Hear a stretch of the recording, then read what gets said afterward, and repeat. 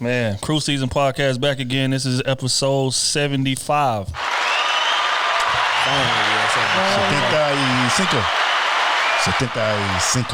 Kenny T is in the building.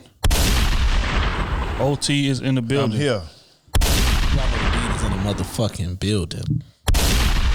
I'm D Trill AC. This is another episode of the Krew Season Podcast. Back off a hiatus. Y'all ain't even give me time to say anything. Because your ass wasn't going to say nothing, and I'm tired of you doing that. Still giving my time.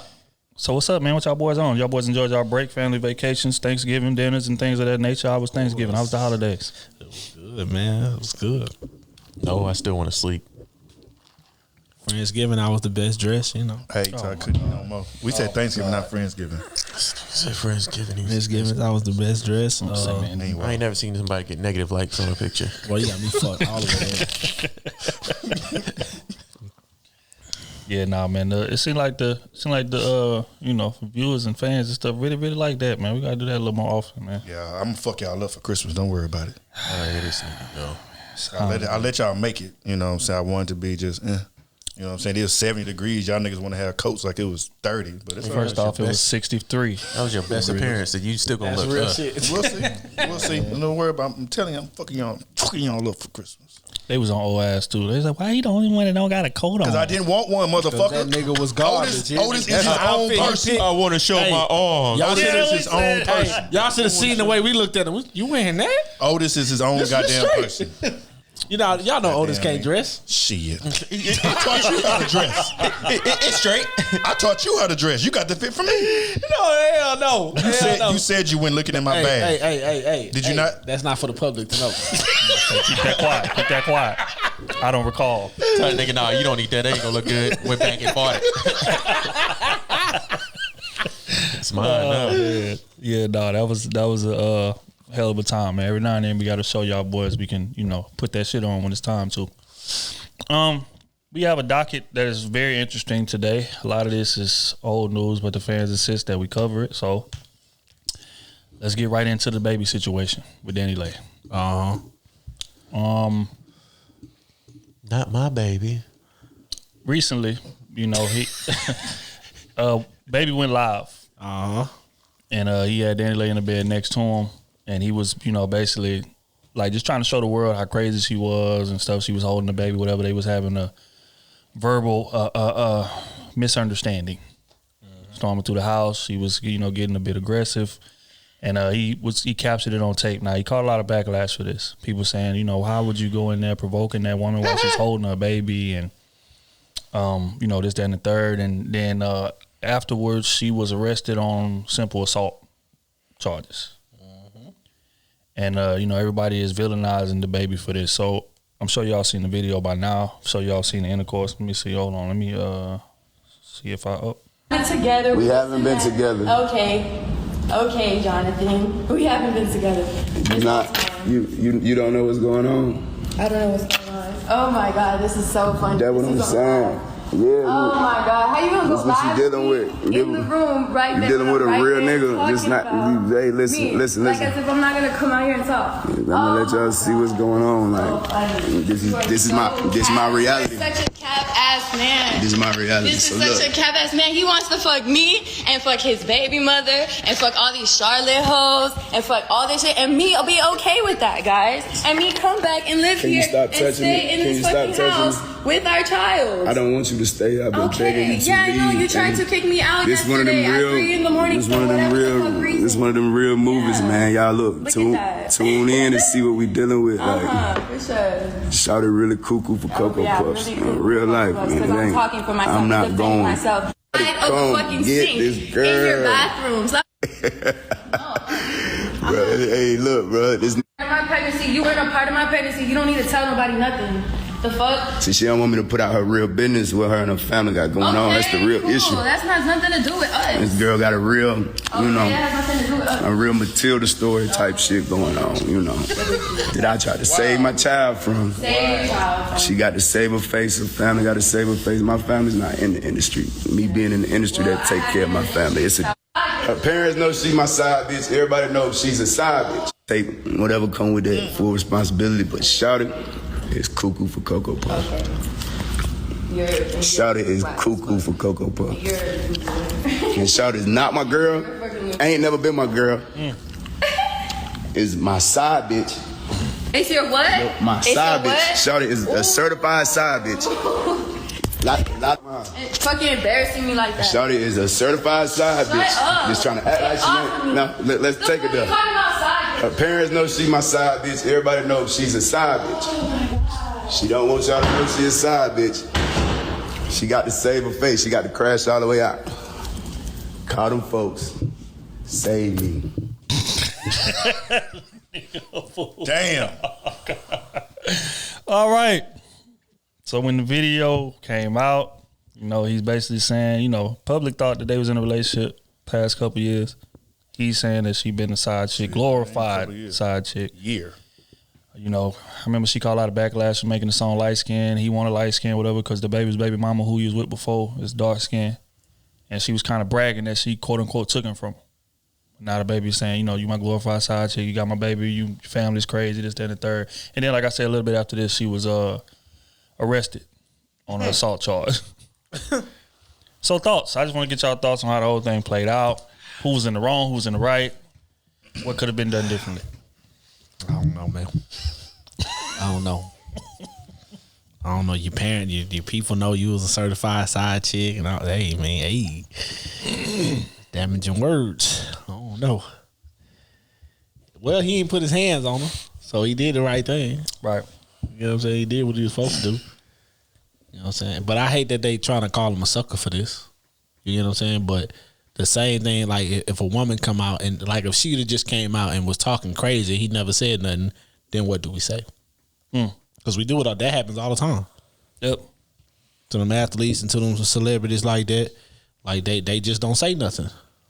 And then we go to, oh, he had to be wrong and all that. So I'm happy he said something. I'm happy, you know what I'm saying, went on live and was like, hey, this is what it is. You know what I'm saying? Protecting his name and shit, because that's what I would do. You know what I'm saying? And that's what he caught most of the backlash for. They saying, why are you putting, you know, your personal business on live? And, you know, why are you dragging your baby mama who's, you know, 3 months released from the pregnancy, probably dealing with postpartum, all of that stuff. Why are you putting her online like this? But from the baby's perspective, you know, this is somebody with a violent past. You know, shot multiple people, killed multiple people. So just like Smooth just saying, if he don't come out there and do this and say, for instance, she called the police and say, hey, he hit me or he was aggressive to me, they gonna be more than likely to believe her than him. So a situation where he felt like he had to go live to protect myself just in case. Because if the police come here, I'm the one gonna get booked. Especially with you being a light-skinned chick, you know what I'm saying? Super, you know, whatever. So I get it from that perspective. But it just sounded like to me a situationship that just went too far. Yep. And now it's a kid involved and now the kid got to suffer. Yep. And it's just like, you know. Man, that nigga should have went on live. I think he should have went on live. He should have just fucking turned his camera on and record the shit. You ain't got to go live. You got 6 people there sitting around you. You could have told them, hey, record all this. Start recording. You ain't had to record shit. You could have been on the phone and talked to the police the whole time. I feel you. And then whenever police came, they would have had that, and then if shit would have went crazy, another story would have came out, then you could have posted some shit of what happened. But you gonna sit there and go, you know that's gonna provoke that girl. You know whatever you say on live is gonna provoke her, it's gonna embarrass her, and it's gonna make her more emotional, more crazy. Okay, she was supposed to be out. She was supposed to be out. Okay, cool. But you just hype you the ain't situation. trying to get out. I gotta embarrass you, though.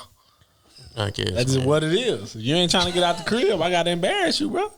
I guess. You know what I'm saying? Like you baby moms, you ain't wife. You know what I'm saying? We got a kid with you, and we didn't hit a part. And he was like, "Look, she was in a bad situation. I flew her in on a private jet. You know what I'm saying, with my baby because she just had the baby. Mm-hmm. You get what I'm saying? And now you tell her, hey, you know what I'm saying? Shit done died down. You need to get out of here. You get what I'm saying? Like this, my shit. This my personal shit. You know what I'm saying? And the first thing a woman say, and this shit always happen, you gonna throw me and your baby out? My baby ain't gotta go nowhere, bro. It's you gotta go. 3 o'clock in the morning, said you gotta get out.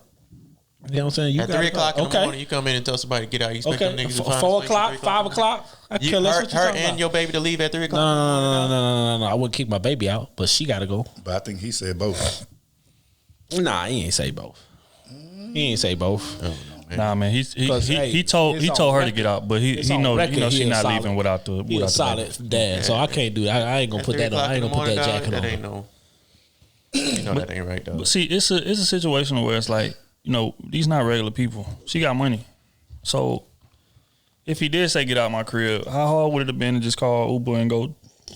Pardon me. Call Uber and go to the Four Seasons for the night or for tomorrow until we can get the laws involved in this shit and get things situated the way it's supposed to. But she didn't do that. She wanted to stay. She wanted to argue. She wanted the show. But as far as antagonizing it too, though. Right, but the thing is, who knows what she was doing before he cut the camera on? Because she had to be doing something for him to cut that camera on. He ain't just going, all right, let me come in and just start some shit and get this on. He ain't cut like that. As far as like putting his personal business out there, because he could have did that with his baby mama, but his baby mama's going out saying some stuff about him, but he never did that. You know what I'm saying? But she in there being aggressive. Clearly, she got an assault charge. Clearly, she's in there doing more than what she's leading to do on camera. But why 3 a.m? Because it started from him wanting to kick him out at 3 a.m. Yeah. So this was 12 hours later. Because it was probably an argument that had been happening all day, and then he might have felt her turning up a little too much, and he like wait up, wait, calm down. Calm down. And that calmed her ass right down. No, fam, you don't go in. I mean, I see what Kenny talking about, just recording in general. I would either did that or just put it on live, just so you have a lot of opinions, just to see. I mean, I would have recorded, but it wouldn't have been on live. That's how you get people in your business, and that's how you get a negative light about who you are as a person, as a man. Man, he already got a negative jacket on. People already think he a killer. So don't make it worse. I get people already make him a killer. He just wants some type of proof that he ain't crazy. But they understand he shot that man over protection. When he was out there in the street singing to kill somebody. Okay. They don't think I'm like that. No, man. And he coming off the gay situation, so I give a fuck about what y'all talking about. I know exactly. So now you making it bad for him and his bread. Now I'm a human first. But had he not record and Danny just came out, just an article. I didn't say not record. I just said don't go live. But what I'm saying is, okay, even if he record, it's not for everybody to see. Okay, so he got that in his phone. So he had three other people in that house. They get into it, and Danny just says, "Hey, the baby kicked me out at 3 a.m." All you're gonna see in the articles is the baby kicked him out at 3 a.m. Until the video comes out. But he not. You think he gonna just drop a video? You know he why? not gonna do that. You know why that won't work? He went live, obviously. You know why he that obviously won't can still work? drop You know why a video. that won't work? Because when you post a video, do it have a date on it? If we record a video today and we posted like, 3 weeks ago, do it have a date on it? Your iPhone keeps a date whenever you record it. That's your iPhone. That ain't when you post it. And it don't matter. It's the day that it happened. Whatever the situation is, the day that it happened. You think he gonna show his personal phone? Hey, this the date on this video. Oh my God, okay. You're not doing that. Question is this though: when does the vindication get more light than the accusation?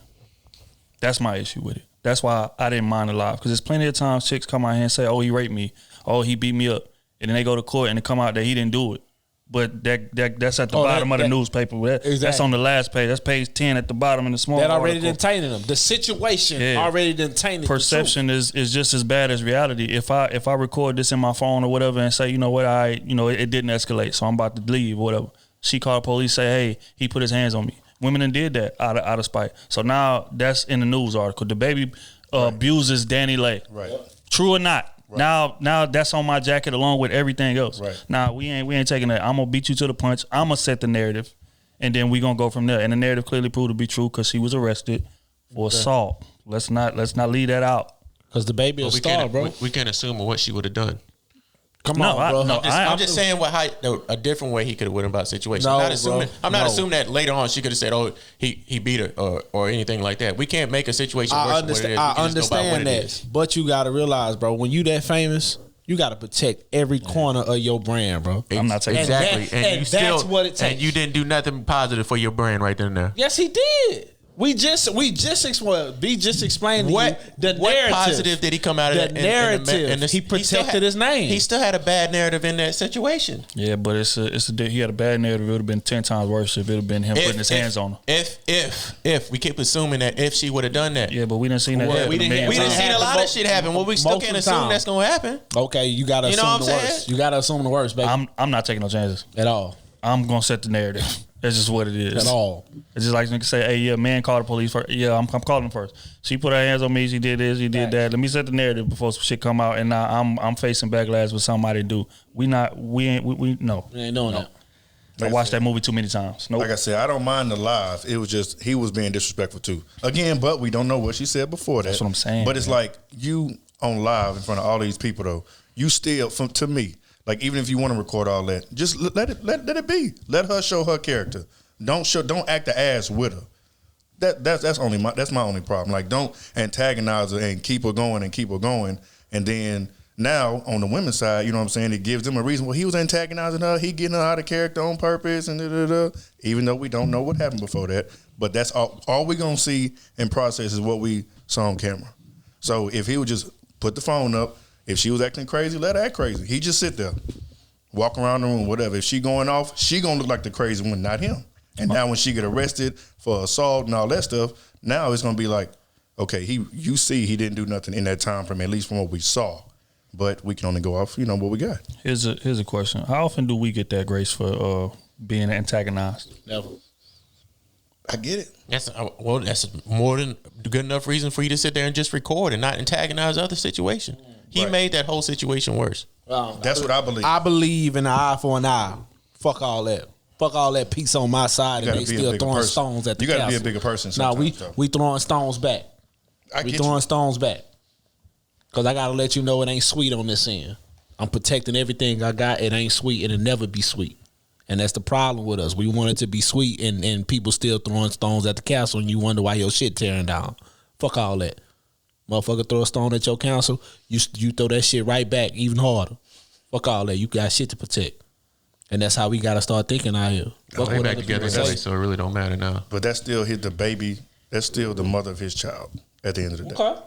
So you shouldn't have laid with her if you gonna treat her like that or disrespect her, call her a bitch, call her your side bitch, and all this stuff. You know what I'm saying? Like I just feel like that was a little too well. That's I don't think the mother he called of her your bitch. child. He said, "This is my side bitch." Okay, but he didn't call her a bitch. He was just saying in reference. That's a difference. It's my side. He did know. He didn't say. He didn't say, "Hey, you bitch." He didn't do that. He said, "This my side bitch." He was saying he was basically, you know what I'm saying, like, hey, this, you know what I'm saying, this is my side piece. Man, he wasn't saying, oh, this bitch here. He didn't do that. You should have said. So that's not disrespectful in a general sense. That's not disrespectful. Yeah, it is. You get what I'm saying? Yeah, it is.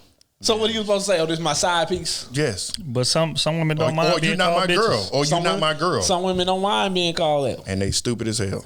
You know all of y'all. And obviously all of y'all. She didn't mind the bitch. She just minded him saying, that's my side. If he would have just said, hey, that's my bitch, she would have been tripping on that. But since he put side in front of that, that's the first thing came out. I'm your side. You know what I'm saying? So you took offense to being the side more than you took offense to the word. So, hey. You knew what the fuck negative connotation it has. I'm just saying, man. Come on, now. If he just said, hey, this is my side piece, she'd have been like, that's my side. No. Bitch adds disrespect to it.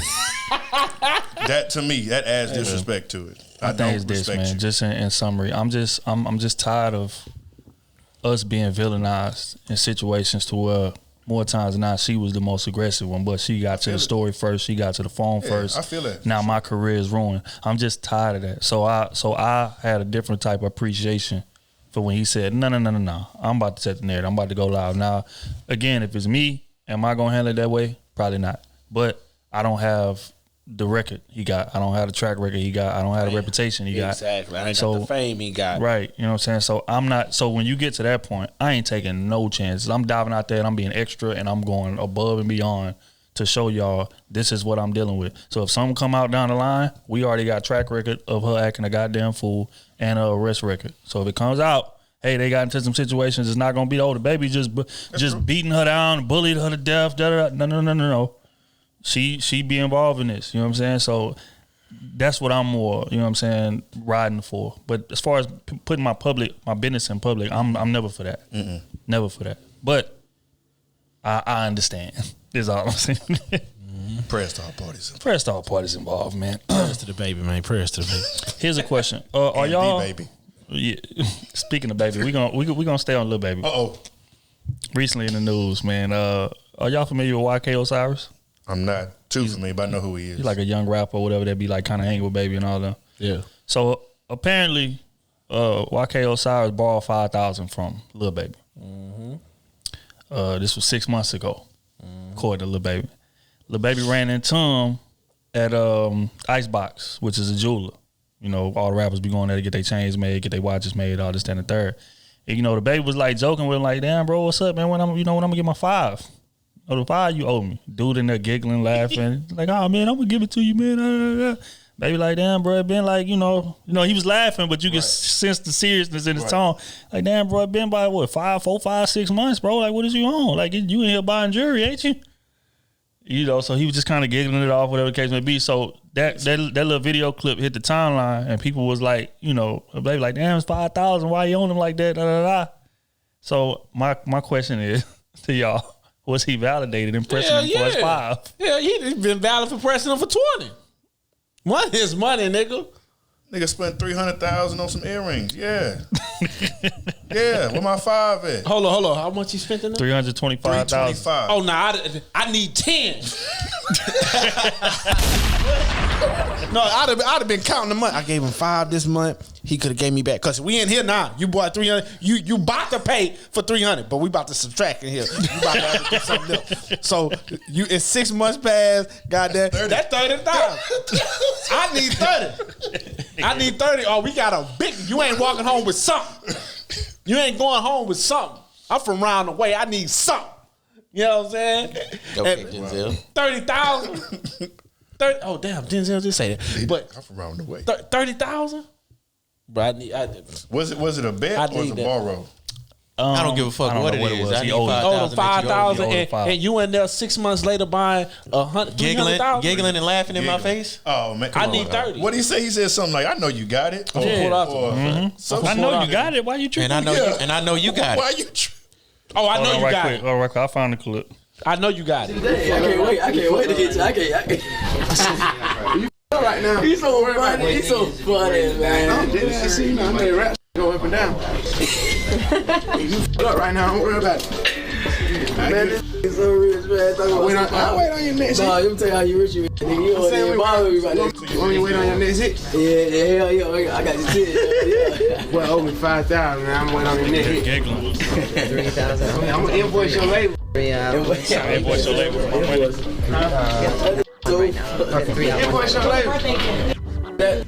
I'm gonna try to win, man. You so rich, you don't even care about the vibe. I know, but I see you. You know, when you're a player, you don't have nobody when they owe you till you see him. And when you see him, you like, hey, come on. I asked you, I told you. Now you said it. I told you where you at. Don't text me. Even me. You don't gotta text me. Look, hold on. Like, Baby, I didn't text you. When I owe him, he don't text me. You just wait till you see me. Look. Last time when I prayed over you, I can't. You said come to the house. Well, I did. Came right to the house. Yeah, but I tried this time you owe me. Come back to the house. Why can't he hasn't bounced with me? I didn't text him. But I know when I see him, we're gonna take care of him. I just sent him outside. Hey, you owe me. Come on with that. How long you owe me? That's a lot. About 5, 6 months. Alright, tell you right now. I should get a look. I don't understand a fucking word they saying between them two. He said he owed him 5, 6 months. All I hear is yabba dabba do. Oh, that's 5,000 times 6 months. I didn't take 5,000. Because obviously you done made 5,000 each month. Well, you done made way over 5,000 each month if you in here buying $300,000 worth of jewelry. Why I didn't get mine? That nigga baby said, if you down bad, just say that. Like, Nigga, you in here. You ain't down You bad. ain't down bad if you in here. shit, that nigga owed the jeweler some money too. Nigga buying everything on credit out here. You hear the jeweler? Boy, you could barely hear, but the jeweler was like, yeah, every time I see him, you know, he'll give me the money or whatever he said. They go, everybody, somebody. I don't care about who else you owe. I need my 5 money. I need 30 racks. He's like, you ain't text me about it. He said, because I told you when I see you, then I'm going to tell you. He said, because a real player don't text about that, man. I'll see you when I tell you. I respected you enough to give you $5 grand, and you can't respect me enough to give me my $5 grand. Exactly. I don't care if I got millions. That's real. Yeah, I thought you was so rich, man. You was going to forget about the 5. Nigga, I ain't forgetting about no 5. That's what that nigga said, bro. Yeah. You so rich, that ain't nothing to you. 5 ain't nothing to you. I gotta stop listening to his music now. I don't believe none of your raps.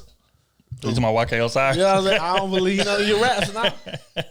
All your jewelry is on layaway. Yeah. All your jewelry on layaway. Damn.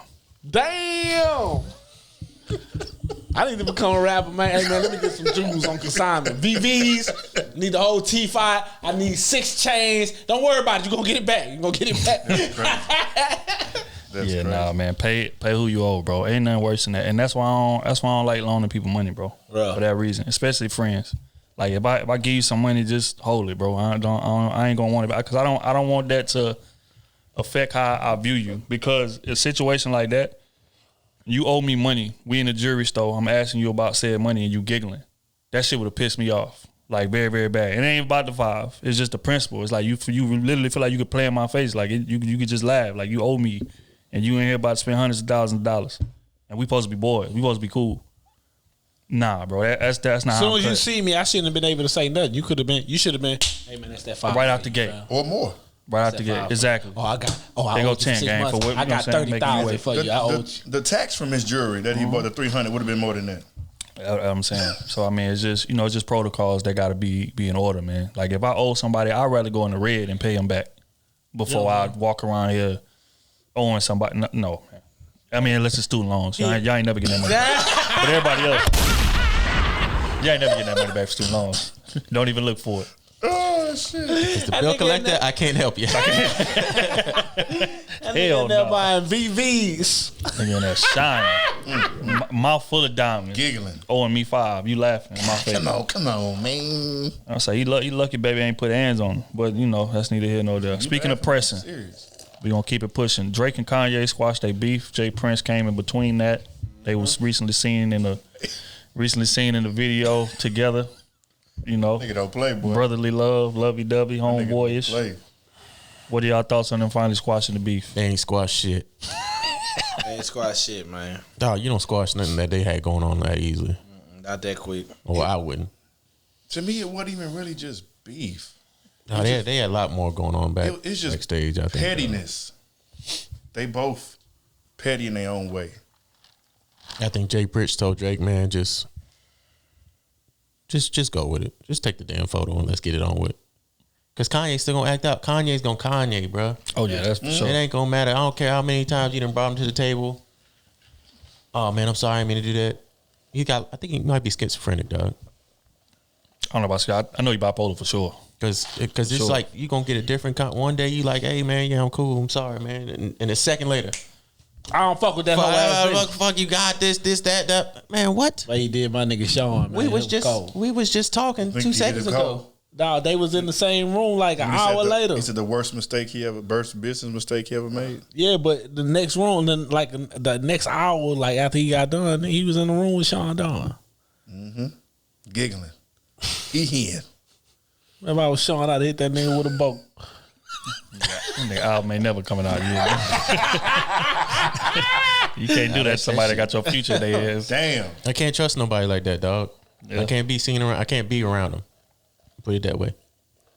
Yeah, I agree. But again, like I said, I'm with O. I never took the beef serious. It just seemed like some petty. Like it ain't no way I'm beefing with somebody and we in a group chat. That's just not happening. Right. We don't have nothing to talk about. When I see you, it's on site, or it's not. And you just feel your type of way over there. I feel my type of way over here. We go about our business. We ain't got to cross paths, but we ain't gonna be texting each other and calling each other. Yeah, he said they talk down there every month, every week, every week. Yep. But we beefing. Yep. This ain't no beef. This is a tiff. A misunderstanding. Rich people have tips. They don't beef. I think, and then part of it too was just Kanye just being jealous.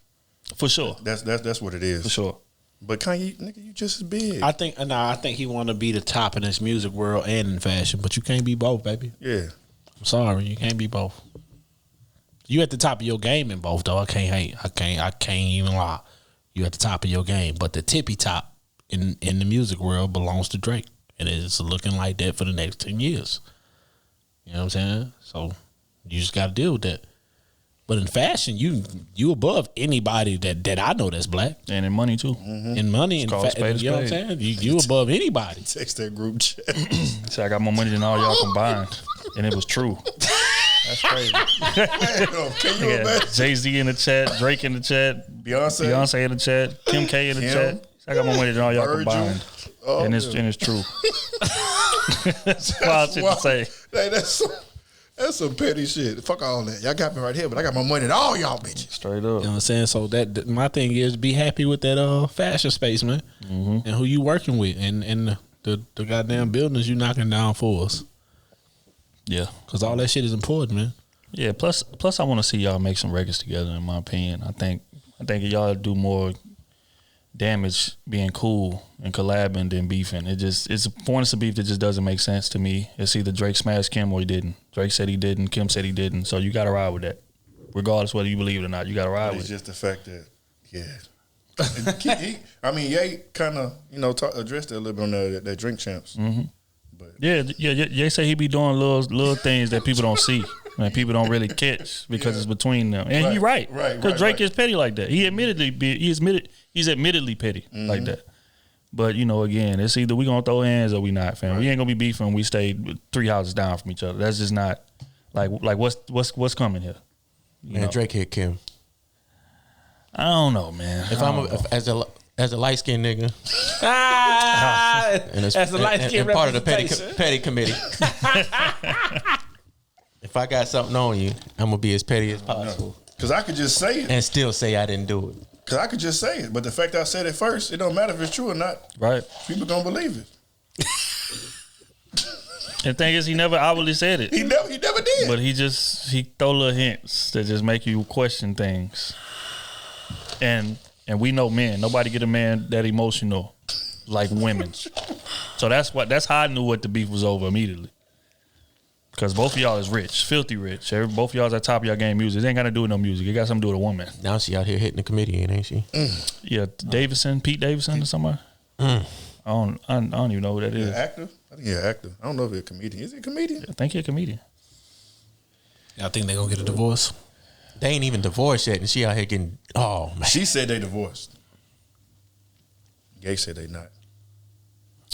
But prayers to all parties involved. I mean, that's all you can do. But Kanye said that he intends on getting his wife back. So we're gonna see how that goes. He came out. He did some long prayer. Yeah, I seen that on Thanksgiving. He did Future's prayer. Was it Sierra's prayer? No, he did a Kanye's prayer. Kanye's prayer. Well, his wife back, man. His family. My man hurting over there, dog. I mean, and they got 3 kids together too. That kind of complicates things. But it's just like, she out 3 kids and an extra dick. She out here horn. Yeah, with 3 kids. She out here horn. See, these women don't care, man. None of these women want family lives, but that's a different subject. Getting stretched out. She done got rid of her surgery. She done got back slim. She out here acting a fool. She then took a little BBL down a little bit. So we got the skinny BBL. The one that fit her. The one she should have got from the jump. The proportionate BBL. Yeah, she should have went got that from the jump, bro. Her sister did too. I know this off, bro. Me and baby, we was in the mall in Deerbrook Mall, bro. We seen this woman, bro. Bro, she looked like a fucking queen ant, bro. Oh my god. And baby noticed it first, fool. She was like, "Look, man, I seen this woman, bro. When she turned, bro, she looked like a mountain of ants was about to come lay on her." What? Bro, her ass did not fit her body, bro. Like, I mean, some of the BBL be looking good. I ain't gonna lie. I know. That's when you get it right. It's you like get the ones that match. 5% of them. Bro, her legs is like this big, bro. Her ass is like this big. Dog, she like queen ant, fool. That's what I don't understand. Like, I know you want to have it big, but it's about being proportionate, bro. Man, a lot of these chicks be going too far, bro. And they don't take care of themselves after that post-op shit. They supposed to be massaging themselves. You supposed to be working out, all that shit. They don't do none of that. They just sit on them pillows, and the minute they stop bleeding, he said they just sit on them pillows. The minute they stop bleeding, they out the club with a show they had. Slap a bikini on after it stop bleeding. Yeah, that's sad, man. But it's the truth. Some of them be fresh scars. You done seen a few people post pics, fresh scars. Like, damn, bro, ladies, y'all listen to the show, bro, and you about to get you a little BBL done, bro, or mommy makeover. Get something that fit your body, bro. Niggas that's like it. That, bro. That's like you running around here looking like Queen and go and get your lips done after, bro. You look like a bag of dicks about to be thrown on you, bro. That's all. You look like a bag of dicks didn't hit you every time you wake up, bro. Like, come on, bro. Yeah, we gonna keep it pushing right to trifling. Keep pushing trifling females. Faith Evans, Stevie J. What happened? So apparently Stevie J found out that Faith was cheating on him. And he goes to confront her while she's sleeping in the bed. Now, there's a bit of video that comes from this. I'm just going to play it. How can you do that to me? But how can you do it to me, though? Please. But how can you do that to me? Get away. How can you somebody Don't on me? touch me. I could do Don't whatever. touch me. Get your hand off of me. Get your hands off of me. Somebody on me? Get your hands somebody off on me? of me. When I'm Get watching your hand you and off your of son me, every please. day. Get your hands off of me. I'm asking. Please. But Stop. how can you somebody on me? Stop. How can you somebody on me? You can do whatever. You can scream as loud as you want to. Jesus, go somewhere. Fuck. No, I ain't going nowhere. Out of here. Here you go with your dumb shit. No, you. Grow the fuck up. This is what I don't want to be bothered with. Get that relationship over. Okay, so just right out the gate, my first thought seeing that was Tupac didn't lie. That was my first. That was my first thought. As soon as I seen that, was the first thing that came to my head. Your bitch. Tupac was a lot of things. He was not a liar. But let's just get on to what y'all thoughts was when y'all seen it. For one, I felt like the union was just bad in general because CBJ was cool with Big. They was both on the Bad Boy. CBJ was producer back then with the Hitmen. So it was like, that's your homie. And then you... No, it ain't. You know what I mean? But, I don't know. But she was showing like no remorse for it in the bed. Like it was a longer clip than that. And she said something like, I mean, it is what it is. Or something like that she said.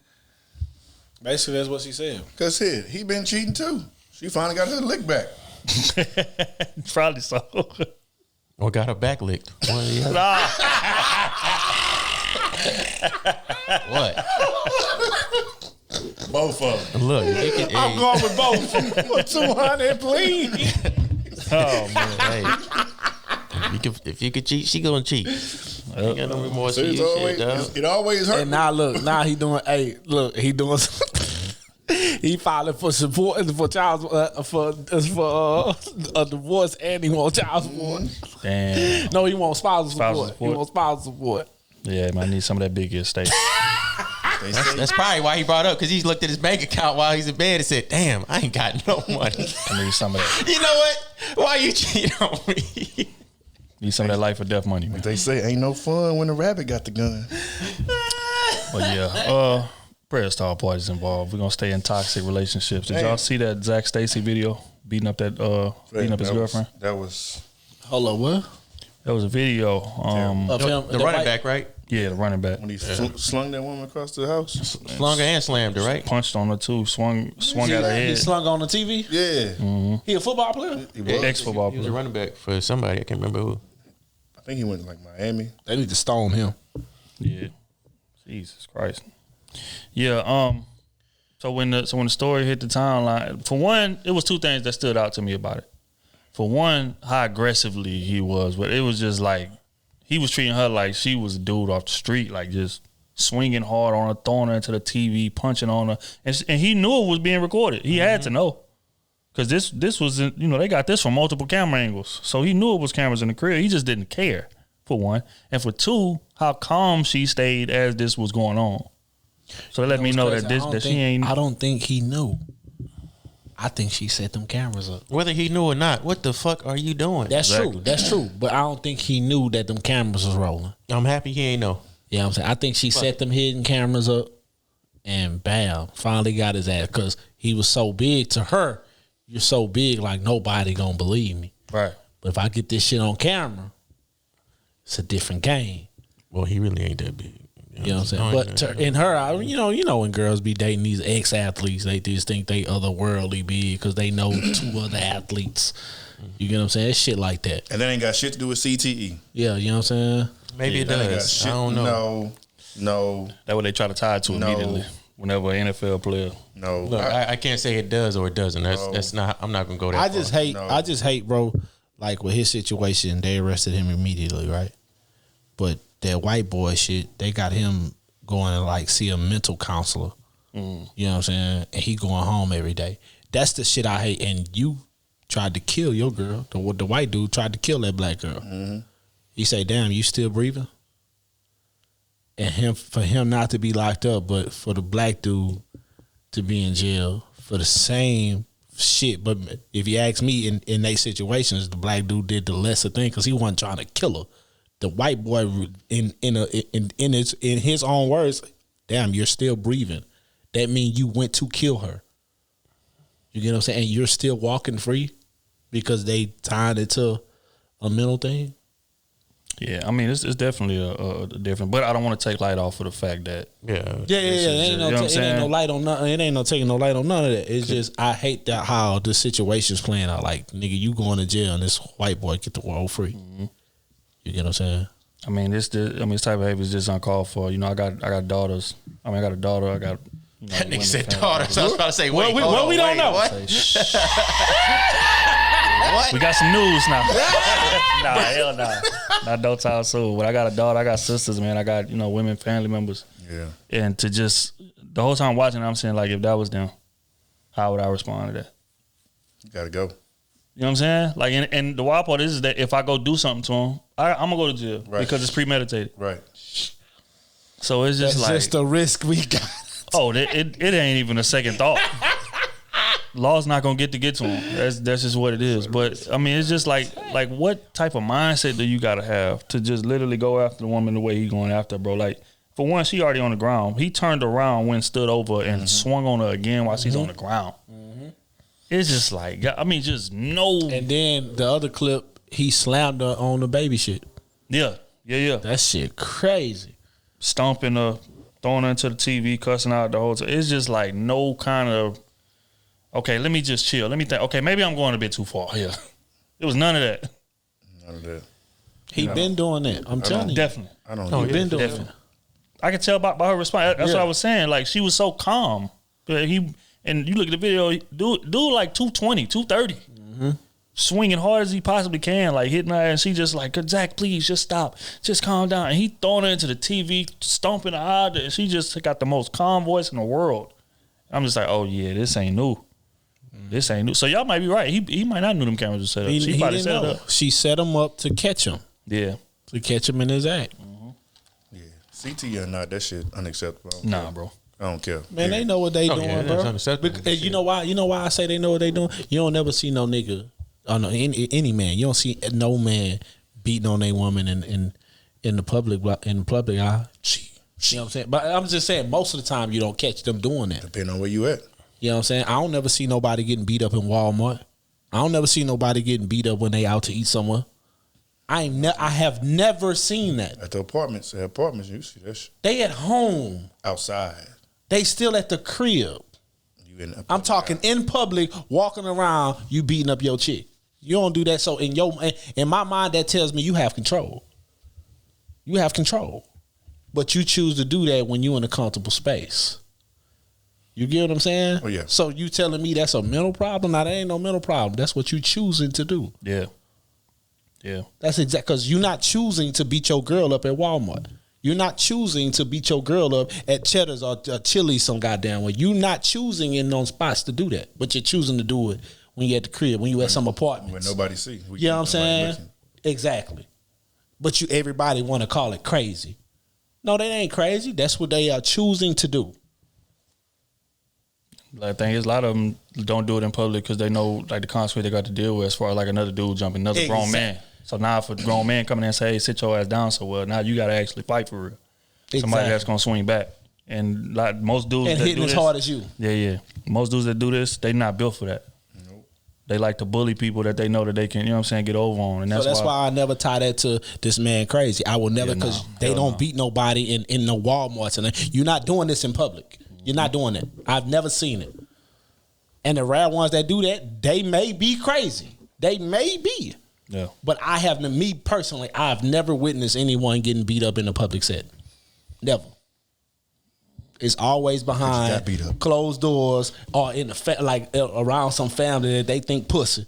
Yeah. You get what I'm saying? It's around all that shit. It ain't never around you in the public view because I know they thinking, I don't know who around here. You get what I'm saying? So hell nah, man. Don't tie that shit to no crazy. I'm tired of hearing that. Don't tie that shit to none of that. They know exactly what they doing. Yeah, I agree, man. Prayers to the woman in that video. That right there is ridiculous. As far as him, they need to throw the book at him. Point blank, period. I don't care. Like that's clear evidence video and damn near 720 quality footage. It ain't no excuse for that. He needs the book. I don't care the reason. I don't care what it was over. Like that's just what it is. There's no reason for that. Put your hands on a woman like that. Now you can, keep a woman off you is something different. But you just aggressively just Like, no, man. So again, prayers to her. We're gonna keep this thing moving right along. We're gonna stay in a domestic situation. Recently, did y'all see the video of that white dude that got shot on his porch? Or got shot at his baby mama house? He was coming to pick up his kid. Get his kid, yeah. That's fucked up. Yeah, so now that this is like, it been big on the timeline. I'm gonna give a little context. So basically, the dude and his baby moms that came to agreement in court or whatever, his visitation rights was on a certain day. He gets there to get his kid. She don't want to release the kid to him for some reason. The reason why the whole video was he was supposed to get the kid at 3:15. It's 6 o'clock. He said, "Why have I not got my son yet?" She said, "Because I want to spend more time with him." He said, "You could have spent more time with him up to 3:15. I'm here to get my son. You always do this." Now he's not at his crib. He's at the baby daddy's crib. Right. The other boyfriend. Yeah. So they going back and forth, so and so. He asked him, "Where is his kid?" She won't even tell him where his kid is. Like, "Where is my kid? Is he at your parents' house?" I sent the cops over to your parents' house to find my kid. She still won't say where he is. Somebody in the background is going. There's two different camera angles too. So then the dude, the baby boyfriend comes out, or whatever, the stepfather comes out. He's with his gun, cocks it, says, "Hey, get off my property." So and so. They get each other's He face. came out without it first, and then went back in to get it, and then came back out. Yeah, Well, shit. yeah. Well, he came back out with the gun. Right. I seen, and cocked it. Said, "Hey, they get into it. Time to go. If you're gonna get that gun, you might as well use it on me." So and so, they get in each other's face. He shoots the gun at his feet. When he does that, he tries to grab the gun and throws him away. They separate. Shit, he picked the gun up. 2 shots. Bye. Dropped. Dead. He's going to jail for life. Nope. He's not been put in jail or handcuffed. And again, that's the context we got to get into, because the reason it's such a big story is because he was on his property. He told him, "Hey, remove yourself from my property." He wouldn't leave, and not only would he not leave, he was being aggressive. That's fucked up. So that's fucked up. Yeah, so he get to hide behind that. Yep. When the dad was in the right in that video, he was in the right. I'm here to get my kid, whatever. Dude saying, "Get off of my property," whatever, and the dude was like, "I'm not going nowhere." That's when you go in the car, call the police. Bingo. That's the bad part. Got paperwork. That's the bad part is he did call the police too. The police were on their way. Yeah, well, I'm chilling. Yeah, I'm chilling until they get here. I think he was just pissed off that he ain't seen his son. He got to go through this over and over again. I would understand, especially if it's something that's repeatedly happening. And he said that you always do this. So I'm only trying to get my son. So that's fucked up. The only way I see it was bad because he was loud. They were both arguing at each other basically, and they both got in each other's face. Ego. And then once he shot the gun at his foot, that's when I'm like, hey, he didn't threaten you yet. You just shot the gun at his foot regardless. That's how I feel like he should be in jail. It's just a sad situation for the son. Like, he had to have no remorse for shooting him, killing him. He just stood there. Yep. I told him to leave. Like, I didn't want to do this. He would not leave. That's what he said. Because that camera angle, somebody was in the house recording it, and somebody drove by in the street, seen him, and just stopped and put their phone up and caught it. Now this young boy got to grow up hating his mother. Because I would hate my mom. Rightfully I don't care. Right then and there, I hate it. When I found that out, I probably would never speak to my mom again. Because the family going to tell him. He obviously loves his son. Obviously wants to spend every time he gets with his son. And this is what you fucking do. So in a sense, you lost both of us. Which is what I was. Which is I was talking to my wife about this yesterday about. Stepdaddy would have to hide that gun from me, because I'm gonna have to go shoot my stepdaddy. How old that son was? I don't know how old he is. I don't know. I would have used the same gun on him. I'd have shot both of them. And lost everything. But that right there is the scary part about having kids. I was talking to my wife about yesterday. It's like if kids is not involved, you're gonna be way more able to make a logical decision. But when it's your child, and not only do you have a baby mom telling you, yeah, whatever, it's your time, but I don't care. Yeah. I'm gonna keep my child longer. And then not only that, you got a grown man that come out here that don't got nothing to do with nothing in my face about my kid, telling me to get off like all logic goes out the window at that point. It's like, what are you talking about? What the fuck are you telling me about my kid? Right. So it's like, again, that's the scary part about having kids. It's like they are the most vulnerable part of you, and you lose all sense of I don't know, man. If that reality. Man, if that was me died on that porch, he'd have died that next day. From that, he'd have died that next day. They'd have had to lock him up or he'd have died. Well, I'm pretty sure he's free. I think when I read in the comments that he's not locked up yet, he said he self-defense. He was on his property. Shit. So and so. But I'm sorry, if I'm the kid, I gotta kill stepdaddy. I already know the kid loves. Surprised his family ain't over there. I'm shocked. That's why I say, man, this common sense logic could tell you, okay, you know what, police on the way. I'm about to, just like what O said, I'm just gonna wait in the car, wait till the police get here, and just let them sort that out. But in the moment, repetitive shit happening over and over again, get tired of it. It's happened multiple times. You know what I'm saying? Like, dog, you do this every single time. I'm trying to get my kid. I'll let you get him whenever it's your time to have a kid. Right. But when it's my time, you play this game. It's the holidays. I'm just trying to get time. Yeah, shit. 350. Now I got to give you back the kid at the same exact time. No, I'm keeping that motherfucker. No, because then I'm going to be in trouble. Then I have no case in court whenever it comes up. Yep. I'm keeping him. Fuck that. And that's cold, bro. Fuck that. You want to keep him for a few extra hours? I'll bring him back a few extra hours later. And the man died over trying to be a father, man. Yep. Trying to be a father, man. Crazy. And then women be wondering why niggas be deadbeats and don't come around when they got another man around. This is a white family. I'll let y'all know this ain't no black family. This is a white family. For all the listeners out there, it's still the same feeling for me. I don't care what race you are. That's facts.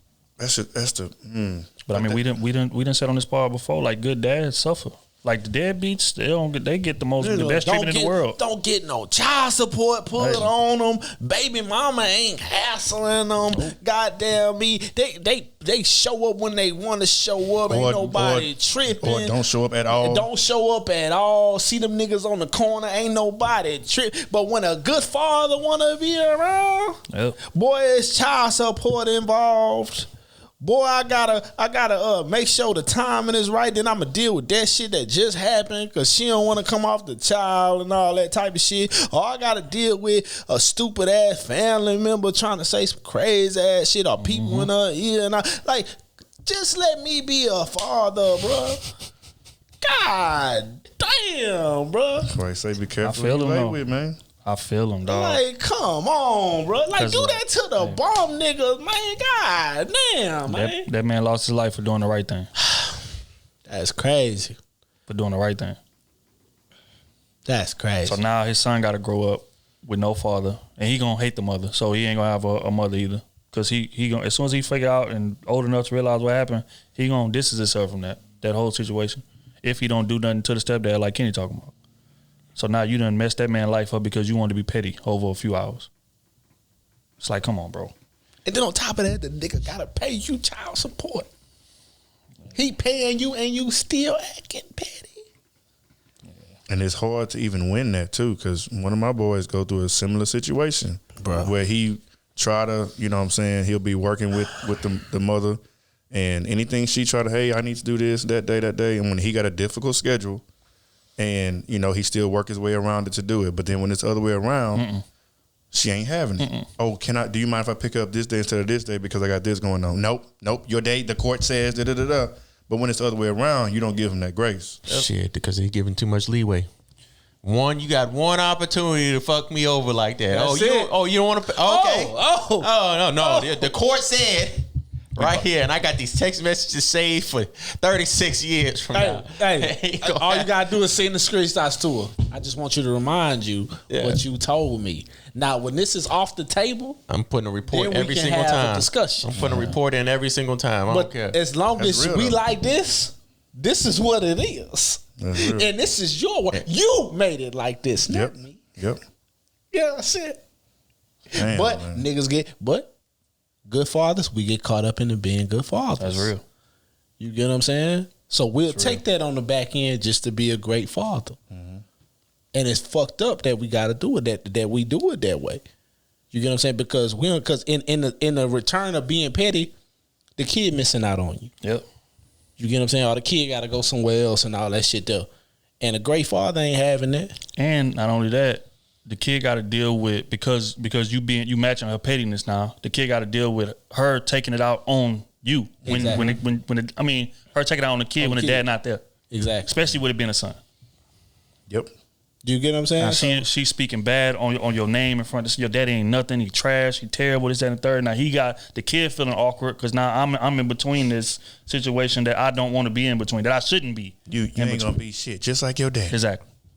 So it's shit like that. You know what I'm saying? And that's why I thank God every day he didn't put me in no situation like that, because I'm far too petty. I be done had 3 sheriffs walk every time the exchange happens. It'll be 2 sheriffs pulling up with me. It ain't a conversation. Don't talk to me. You talk to the sheriff. Ken, come on, let's go. Right. Get your stuff. No. So sheriff, get up. He said, sheriff, she coughed. Sheriff, get up. Ken, come on, let's go. I don't care nothing about none of that. I don't care what you got to do. I don't care what you got going. It's my time. She yawned. She just yawning. I don't care. Sheriff, get her. She talking to me. She not supposed to be talking to me. Straight up. But she not supposed to. That's real, bro. That's real. I'm that petty, bro. It's gonna be ugly. I'll be hopping out the car with the child support papers in my hand. This is my time. Straight up. This is my time. You gotta flip that bitch out. You know what I'm saying? I've been and did it so many times. It'll be 20 different sheriffs. Oh, we know what we here for. That's real, right? We know it's his time at 4:30. I say, stop playing with. Sheriff be there with me so much. My daughter be calling him Unc. Me and Unc going. You get the shaking the hand like y'all cool for real. Straight up. Hey, man, Appreciate you. I see you next week. Next week, man. Because you know I'm gonna deal with this. See, straight up.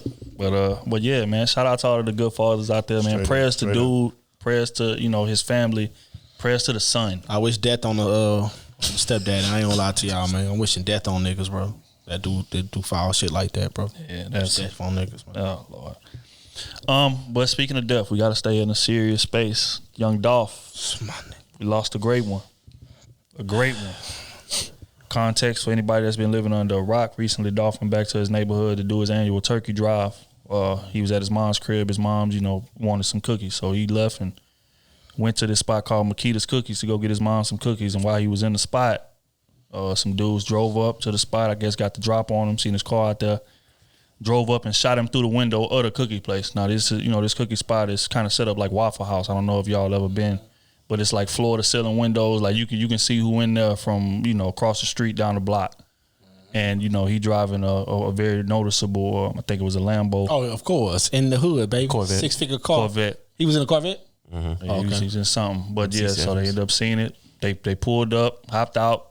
One dude had a Draco, one dude had a pistol. They shot 50 times through the window. Damn. Hit him.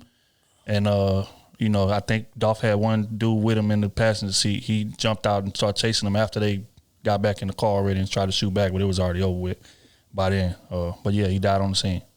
Yeah. They say Dolph shot back, so he went out like a G, man. Yeah. But it was, it was just too much for him. And then I heard he was on the phone while it was going. Oh, shit. Yeah. So he was just completely off guard. And this is his neighborhood. This neighborhood he grew up in. This is his spot. In South Memphis? Right. His neighborhood, right around the corner from his mom's crib. Yeah, killed him in South Memphis, man. Yeah, and he's supposed to do a turkey drive at 2:00 that day. They shot him in the morning. He was he went to his mom's spot, they kicking it or whatever. He said, Mom, go grab you these cookies real quick. I'm gonna come Memphis, back. Man. Yeah, his spot. His hood. Mm-hmm. My nigga shot his first 20 videos in South Memphis. Yep. Put so many people on from South Memphis, from Memphis in general. Put so much money in people's pockets from out there. Crazy, man. And they killing your hood. It reminded me a lot of Nipsey. You kill a king? Yeah, it reminded me a lot of Nipsey. Like if you're a Nipsey fan, like you would never imagine he'd get shot where he got shot at. That's literally the center of his domain. Last place, you know what I'm saying? But it's the same with Dolph.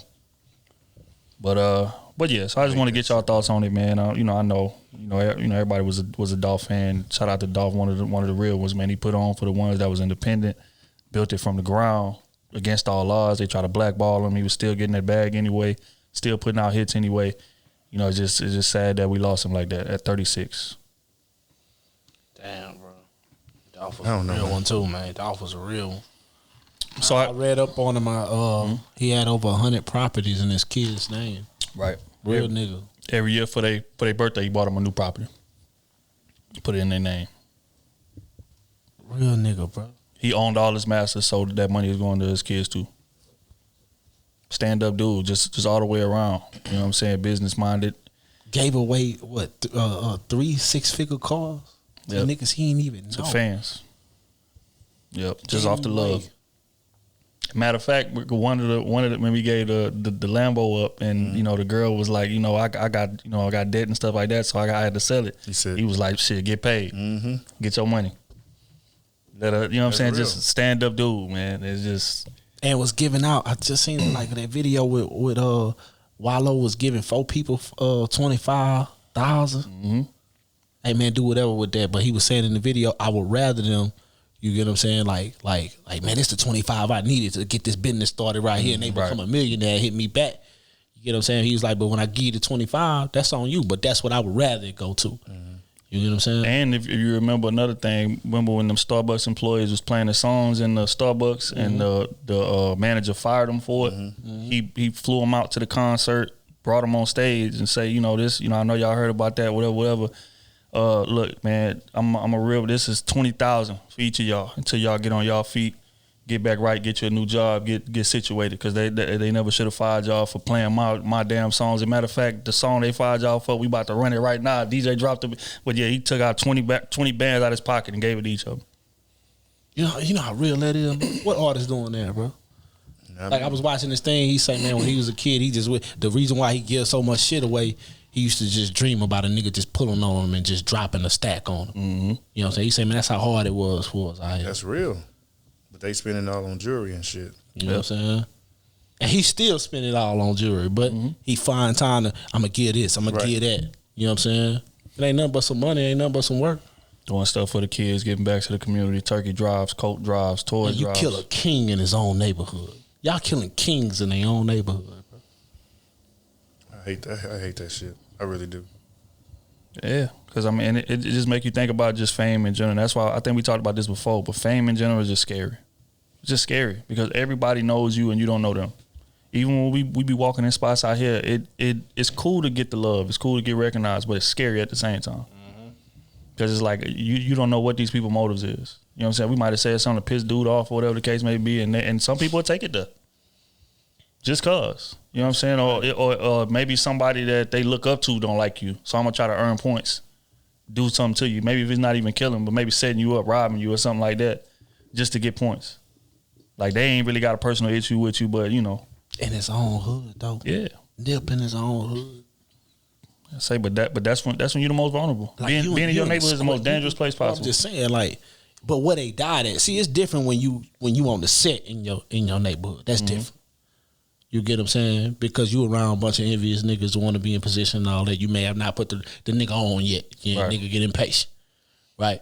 But if I'm in a business area in my neighborhood, bro, and obviously they go to this fucking this cookie place, black owned place, all. Yep. Y'all damn shoot this bitch up, bro. And then not only that, you risk shooting the people that own it. Mm-hmm. You know what I'm saying? You shooting up a black owned shit, man. I don't give a damn, man. That store wasn't big at all. That shit was small. Like I said, it's literally built like a Waffle House. So it's like if you shooting the way they was shooting 50 times, somebody could have easily got hit. Cashier, somebody in the back cooking, like anybody could have got hit. You know Dolph bringing business through there. They're my favorite cookies, nigga. When I'm in the studio out here, nigga, go pick me up some cookies, man. Yeah, it's tough. That's why I feel like this whole, to an extent, like this whole white man holding us back shit, like it's us. A lot of it is on us. Like, yeah, we got a lot of disadvantages, versus other races and shit like that. But when we do the few people we have like this in position, we killing them off. We kill them. Yep. So how are we gonna build generational wealth when you knocking a nigga off at 36? He not getting to see 50, 60. Yep. Nipsey 33. You know what I'm saying? Like killing people at 24 or 25. And like Nipsey they don't even was get employing a bunch of felons that didn't have opportunities to go get some real money. He employing them. Got a bunch of pussy ass niggas. That's just period. That's just what it is. Pussy ass, envious ass, jealous ass niggas in this world. Yep. And a lot of it is us. I say most of it, to be honest. Because again, like, people like to use the slavery excuse, like to use the disadvantage excuse, but no, I don't know nobody that was come from slavery. That's alive right now. We have a whole new mindset. I never talked to nobody that was in slavery. Nah, people out here getting to real bags out here. So I whether it's identify with that. Yeah, whether it's rap, whether it's corporate, whether it's people, entrepreneurs starting their own businesses. But if you look at just people starting their own businesses in general, we be the last ones to support us. Fact. Until we go blow up with the other people, with the white folks or with somebody else, and then everybody starts supporting, everybody jump on board. Everybody looking for a cosign. And then the black community gets mad when the white community starts buying into exactly what we got. Yep. Exactly. That's facts. Because y'all didn't come over here. Mm-hmm. I'm talking about you'll have people that be in the neighborhood that be rapping or that be making clothes, that be doing whatever for years. His own homies ain't even retweeting his stuff, ain't even posting his clips or posting his links. Hey man, support my dog business. Niggas that he grew up with. Yeah. But let him go sign. Let Viacom or somebody go sign his podcast, or let one of these big. Oh man, I knew that nigga, man. That my nigga, man. Yeah, come on, man. Right. Nah, but then also come who that nigga think he is. Oh right. Yeah, the same thing. Yeah, because you ain't give him nothing for free. Yep. You ain't put them on there, man. You couldn't even retweet nothing I had. Exactly. Man, you got it now. Yep. Blocked. That's real though. Nah, I can't even drive around my own hood. He acting Hollywood. Hey, nah, nigga, it's you. And your truth, feelings. Though. That's the truth. Now I gotta move out. Nigga, get that big, bro. I can't drive around my own hood that respected me for so long, bro. Just because I'm in position now.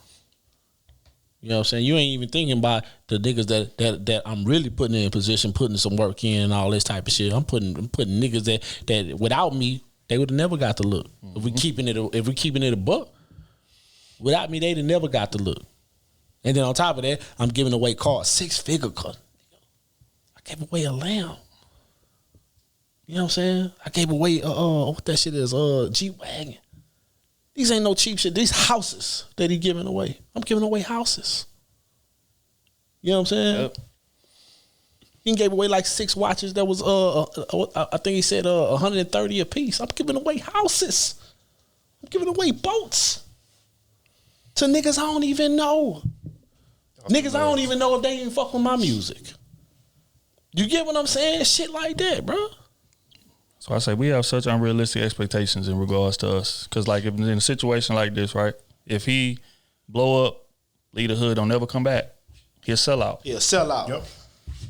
Never come back. Oh man, you can't come even support your people, man. You can't come do this, you can't come do that. And most of these rappers is dying in their own cities because of that. Because being in your city is the most dangerous place you could possibly be. And that sounds crazy. But it's the truth. Because when you in your neighborhood, you get loose. Exactly. You know what I'm saying? It's just like car wrecks. It's a study. Most people get in car wrecks within a mile of where they live. Like yeah, I remember that. Because it's like when I'm okay, I'm good now. I'm close to the crib. I can lean back. I can loosen the seatbelt up. I can kind of just coast. And that's the same situation with rappers. It's like, okay, now that I'm home, I'm good. Nah, I ain't gotta have security with me going to the store. I'm gonna just go. This is my neighborhood. I hated him and Young Dolph, not Young Dolph, but Young Dolph and Gotti beef. Yeah, I agree. You know what I'm saying? Y'all both kings from y'all city. And then on top, when I was looking into the story about their situation, Young Dolph used to put food in his brother's mouth. That's just facts. Mm-hmm. Mm-hmm. You know what I'm saying? Like, y'all should have a respect just off of that. You know what I'm saying? You kept my brother eating out here. You get what I'm saying? We shouldn't have no problems. Females. That's what the problem is. I'm about saying, what was the issue? It's all over females. It's always over female. Every fucking time, dog. But you shouldn't have, like, y'all shouldn't have that problem. Y'all kings. Y'all should be able to come to the table. Hey, bro. You get what I'm saying? Even if we don't, you know what I'm saying, fuck with each other, we got to understand in here. I'm over here with it, you over here with it. You get what I'm saying? You want to do some business, we can do some business, but that's as far. We ain't got to hang out. Right. We ain't got to do all that. But we ain't got to be shooting at each other either. You know what I'm saying? We ain't got to be shooting at each other either. Ego and pride. But it's always over female. If you look at all of the recent deaths, you said Mo3, King Von, it's over female. All the time. Who else? It's not Dolph, Nipsey was over female. If Nipsey would have told dude what he told him and his girl wasn't standing next to him, Nipsey would still be alive today. Mm-hmm. But it's like, oh, he played. Not only did he play me, but he played me in front of my girl. Yep, ego and pride. It's always a female. That Paducey is powerful. Really. But they'll say they're not killing us. That's just what it is, bro. And a lot of us die over that. It be over some beef over a female. Dude on his porch to come see his kid. Female. Not over a female. Like literally, like think back. That's why niggas be, especially like in some of these raps, what they tell you, worry about your money. The woman and stuff are gonna come, but it's been proven time and time again. Pop Smoke died over a female. Time and time Alpo. again. Female. They shot him over a female. It had nothing to do with Rich Porter. He was smashing one of these new young dudes' girl. Is what happened, and they caught him coming out the spot. And popped them over female. It is not that good. You got too many of them. If it is, I don't want no parts of it. 0. Dead ass. That's real rap though. Dead ass. Like if you look at most of the recent deaths, you could tie most of them to a woman. For real. For real. That's fucking nuts though. But just thinking about that shit, for real. Even with petty hoods and petty shit in the hood, most of it be over a female. Yeah. The whole BD GD war in Chicago started like the first person that got shot because he was smashing his girl, and that's what started the whole the new BD GD war with Chief Keef and all them. It started over a female. But they'll say they not killing them. That's how war started too, though. Yeah, back in the day, in ancient times. Yeah. Yes. Real rap. Fair. Over some broads, bro. Yes. Well, it's got to move smart. But out now here, we man. killing kings over females. That's fucking nuts, bro. It's nuts. Yeah. But on that note, man, prayers to all parties involved. We're gonna get into quick hits, man.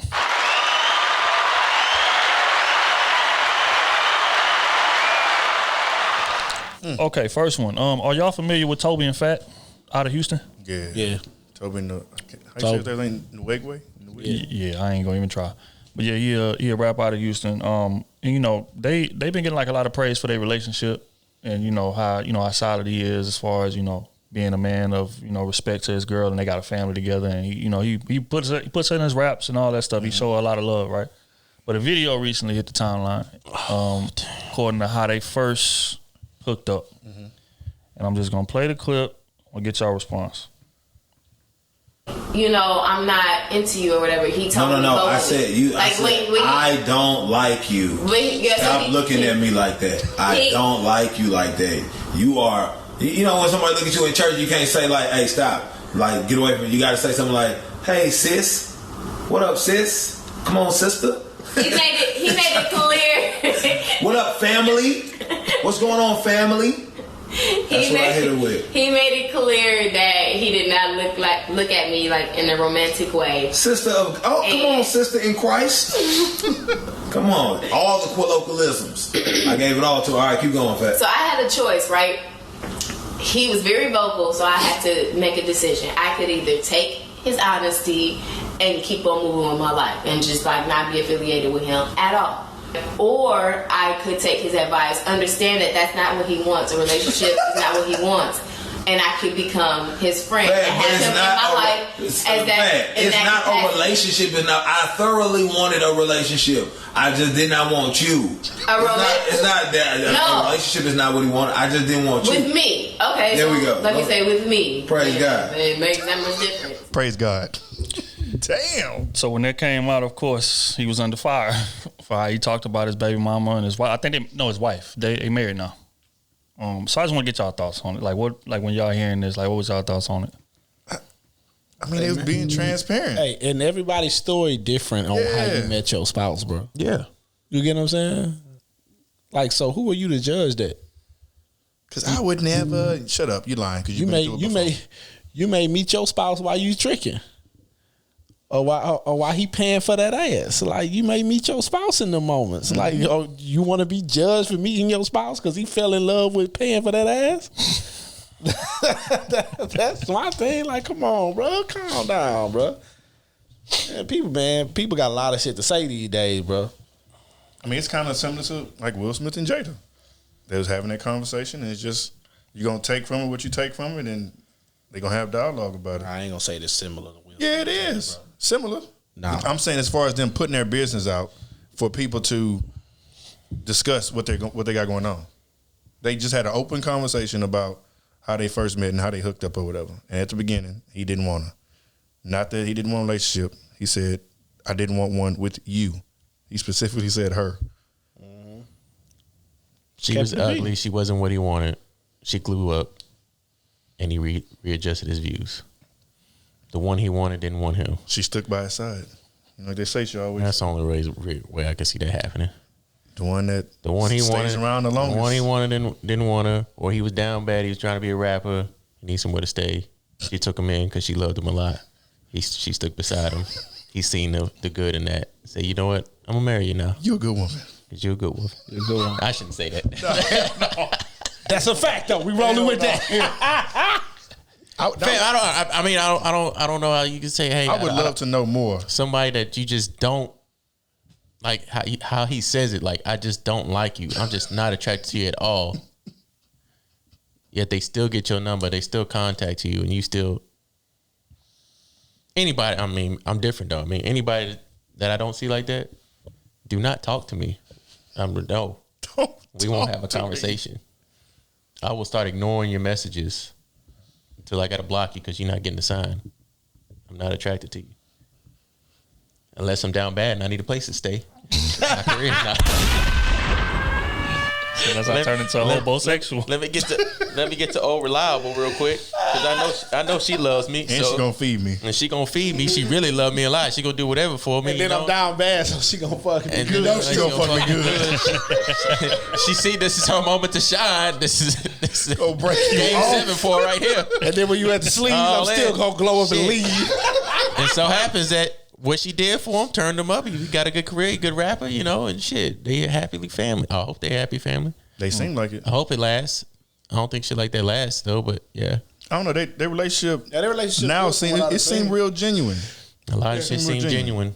But but I guess again, that's what it seemed. I never take people full, picture of what it is. I always be like, okay, I'm gonna just deal with it how I deal with it, and then we'll see from there. But I never just fully divest in people's relationships like that. I respect it. Yeah, we're gonna move right along. You ain't got nothing to say, B? We covered everything. I don't really have nothing nice to say. I mean, I just don't. That's what I want to hear.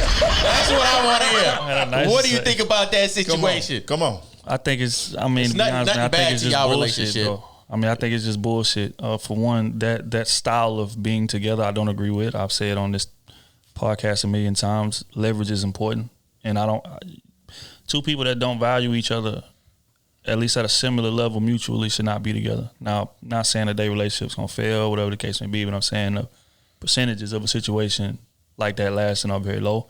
Number two, I didn't really like the way that he kind of just belittled her. Yeah, he low key did. It was just extra. Well, no low key. You know what I'm saying? It'd be a difference. It was just like, okay, yeah, back in the day, I was doing my thing, whatever. Right. She wanted, whatever. I wasn't ready, but he kept like hammering the point home that you were not good enough for me at one point. Like, I didn't want a relationship. I just don't want to be with you.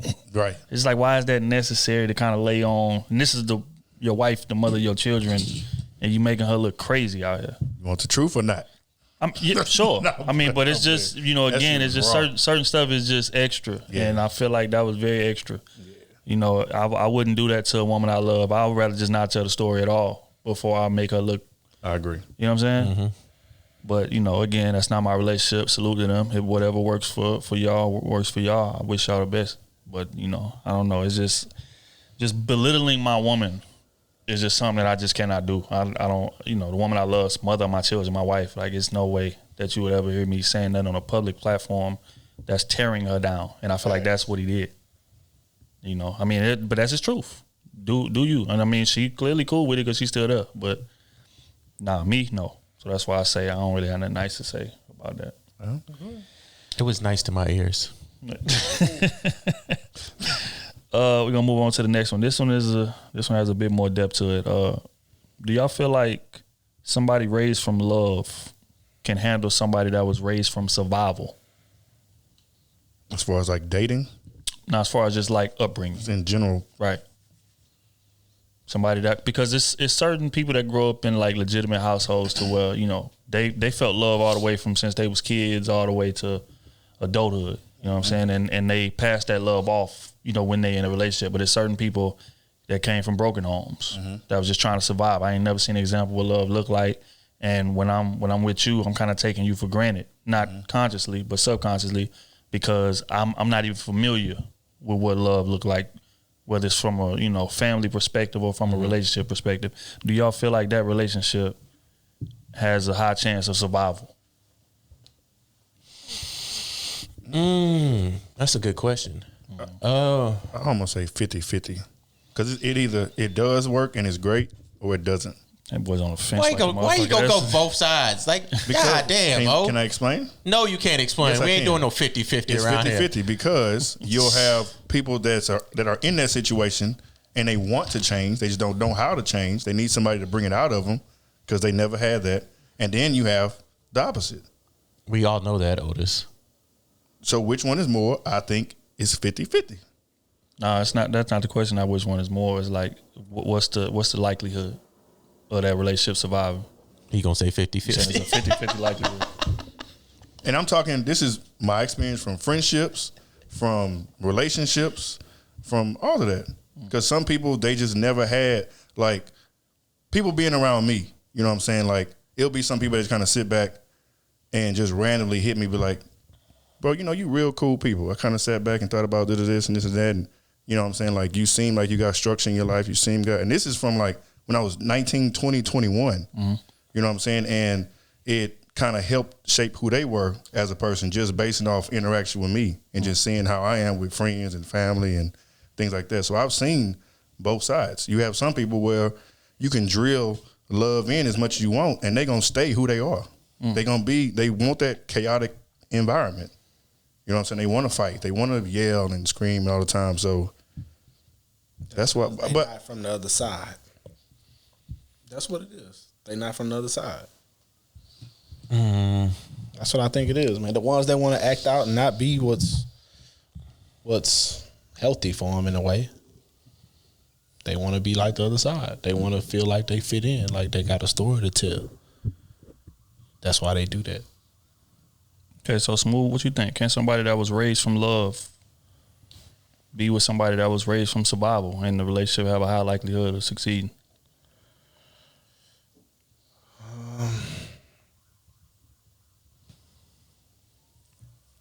No, I don't think so. I don't think so, because the person that's raised on survival, right, they'll do anything not to go backwards. You get what I'm saying? Well, not to go backwards so far, right? Because a person that's built on survival, they know what it feel like to eat noodles. They know how it feel to go without. You know what I'm saying? They know how it feel to just, all right, I can't get that this month. I gotta wait 3-4 months to get it. You get what I'm saying? But somebody growing in that, you know what I'm saying, that lovely household and all that type of shit, they getting everything they need. They getting everything like that. They don't know what it feel like to go without. They don't know what it feel like for them lights to be off or they have to, you know what I'm saying, pay all the bills and you down to $30 for the week. They don't know that. You get what I'm saying? So what's the likelihood of them staying through that? Because shit happen in people's life. Shit happens. Shit ain't sweet. Your parents may have been going through some shit, but you didn't feel it, right? So they coddle you. But somebody raised on survival, they feeling all that shit, everything. And the few that do rise above and make it out and do what they supposed to do, you gonna see the hustle in them. Like you like feel that presence around them. Like, nigga, I ain't going back. I give a fuck what it take. You get what I'm saying? But somebody that's raised on love and didn't have to go through that, it's like, I'm privileged to be here. I know what I gotta do, but nigga, it's a privilege to have me in this room. It's a different type of feel. Okay, so just question. Let's take finances off the table. Say somebody made a grew up broke, but it was still love in the household. They was raised with love, like the family, dad was there, mama was there. Like they reiterated like how much that they loved them and they showed it, and you know they came from a healthy place. They just didn't have a lot of money. Yeah. Do you feel like that changes things for you as far as your opinion? It don't. Because you still grew up without. You grew up with the love there. You grew up with all that shit there. But let's face it, we all kids. We all was kids at one point. But I think we all envious at some point. But if you grow up with that love, when you able to be in a better position, you're gonna get that love back. That's true. That don't mean this person coming up from a household that don't have love around it and all that. That don't mean they are unable to love, right? It's just they understand we go through shit. We gonna go through shit. You get what I'm saying? So as far as the pressure, it ain't gonna be no pressure around them. They know how to handle it. Like when shit start falling apart, they just catching shit. You get what I'm saying? Because they've always had to do that. You get what I'm saying? It's like putting me in the major leagues and telling me, goddamn, hit a home run. It's the 9th inning. I ain't gonna do it. You can bet your money on it. Because I wasn't training to do that. I've never been in position to do that. You get what I'm saying? But if you growing up and you in a household of love and y'all got a little bit of funds, your performance on a few things gonna be 10 times better than somebody that's growing up with love but they broke. You get what I'm saying? So the finances do matter. I'm lost. It does. What you lost about? You killed me with the major league. Because I'm saying finances and the because I'm saying it like if I've been playing baseball my whole life, you get what I'm saying? Like the chances of it, and say I don't go to college, but I've been playing baseball from a child to varsity in high school, right? You put me in position to get 3 bats, you know what I'm saying, at hitting a home run in the major leagues with the game on the line. I am in a sense more equipped than a kid that you would just throw out there and never play baseball in his life, right? I am more equipped because I've been doing this. I may have not been doing it on that level, but I've been around this level. So except a kid that ain't never been around it, but it's love there. Mm-hmm. But you only for real, you only are what you see when you're a kid. Most of us gonna be what we see around us. That's why most people stuck in their city. But I think that's also people like to change what they saw around them too. That's real. So that's why I get what you're saying, but I also feel when people get in a better position, even though they had less growing up, when they get in a better position, when they had love around them, I feel like most would want to give back naturally. Because now I have a little bit more. I'm gonna give back to those that showed love to me when we didn't have nothing. I feel you. And in a sense, that's the way to do it. But a lot of us are selfish. A lot of us that grew up in them situations be selfish. Because they was in survival mode. Exactly. I'm in survival mode and I ain't going back. You get what I'm saying? We be selfish.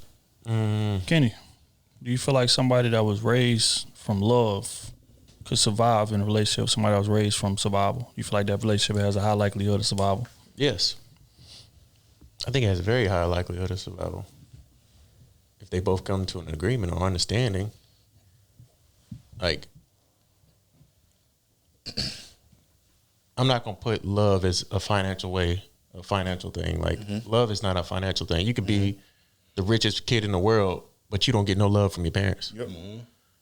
You don't get nothing. So you still out here trying to survive, trying to understand what love is. But I just feel like, in a sense,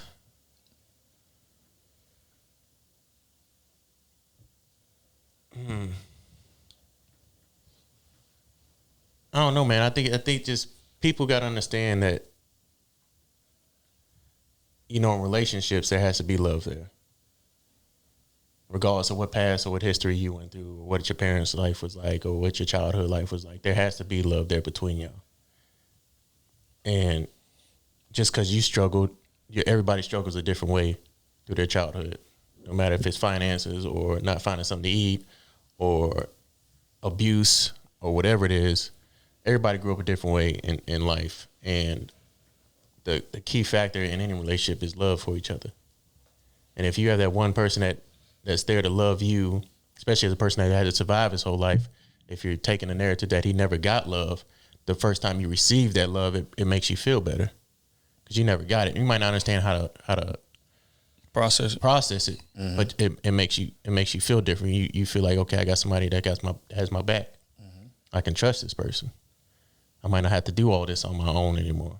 I might not want to go back to struggling to eating ramen noodles because I know how it is. This person that I love, that I know loves me, he probably ain't gonna want to go the same way, or she don't want to go the same way I'm going. So, yeah, I think it's a high possibility that can work. It's definitely a different feeling too, because it's different from somebody randomly. You know what I'm saying? Somebody that you knew and dating and trying to get to know, caring about you, versus people that you grew up with.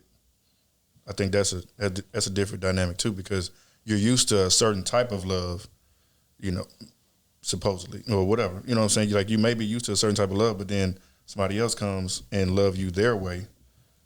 You know what I'm saying? And they still care about you, but it's just how they do it. Yeah. I would say that it doesn't have a high chance of survival. And the reason that I would say that is I equate it to like somebody coming into a relationship with traumatic experiences from childhood. Like the first part of that relationship, probably over half of that relationship is going to be y'all fixing that. Which means we can't really focus on the relationship, right? So if, say, for instance, I come from a household of just love all the way around, just love, love, love, and then I meet somebody who's not used to that at all. I have to teach them what love is, and I have to show them what love is.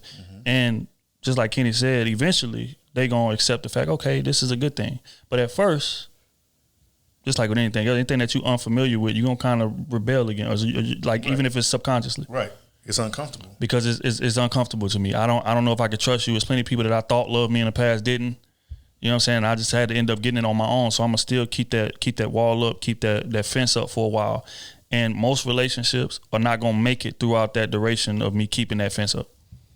Because like miserable people rub off on you. Mm-hmm. You know what I'm saying? I don't know if y'all know or not, but we talk about energy all the time, right?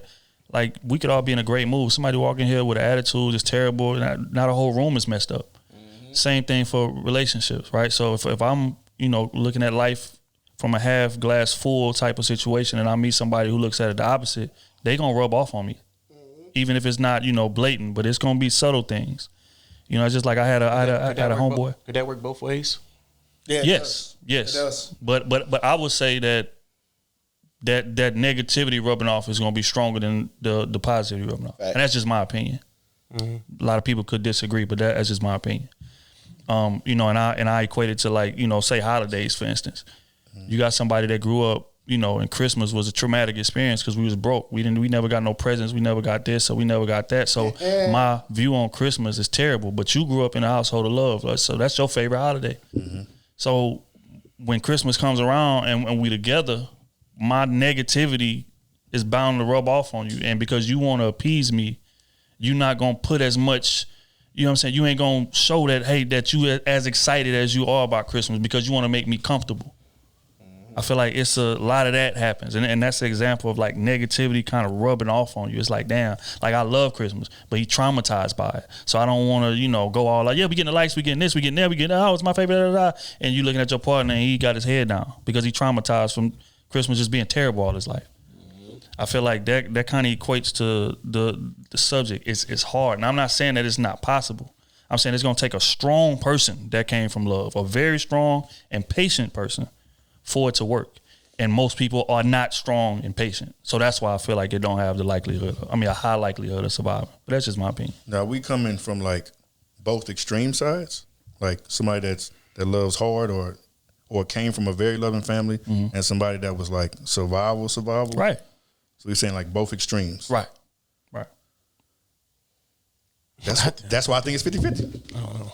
That's why I think it's 50-50. Because you got two extreme sides coming together. Because I would put like somebody like LeBron that grew up without his father. Mm-hmm. He got love from his mother the whole time. Mm-hmm. He had they didn't have the nicest of things. Christmas probably wasn't all that great, mm-hmm. but he still knew love. He still got love. So if we put survival, he still had to survive out here, but he still got love. And I think that's like your example of Christmas, like you don't want to appease and make them feel bad, but also it can work the other way. Hey, I never had a Christmas like that. I never got a present. Right. And it's like people that never got a present before. The first time they get a present, you see the cheer on their face. Whenever mm-hmm. I see somebody never got something before, right, it's a smile that just like, hey, right. Yeah, I never got this before. This is what it feels like. I like this. My wife with the biggest smile on my face. You see what I'm saying? Like, I like this. I like this holiday. It's not traumatic for me no more. That's why I say I feel like it's the opposite of a negative rub off on something like that, mm-hmm. instead of I feel like it's more of a positive rub off instead of a negative rub off. If somebody doesn't like Christmas, I don't like Christmas because I went through a trauma. You know what? I'm gonna show you a better way of Christmas. Right. Mm-hmm. I'm gonna get you a gift that you never got. I'm gonna get you this that you never got. And the first time you get it, you're like, damn, I love this. Mm-hmm. Right. I don't want to lose this again. Right. Which is what's so dope about the question is because you can fall on either side. Just like using that Braun example, right? Braun didn't grow up with a dad. So he could have easily repeated that cycle. Could have been a deadbeat. Oh, I'm about to go chase my career. I ain't Savannah.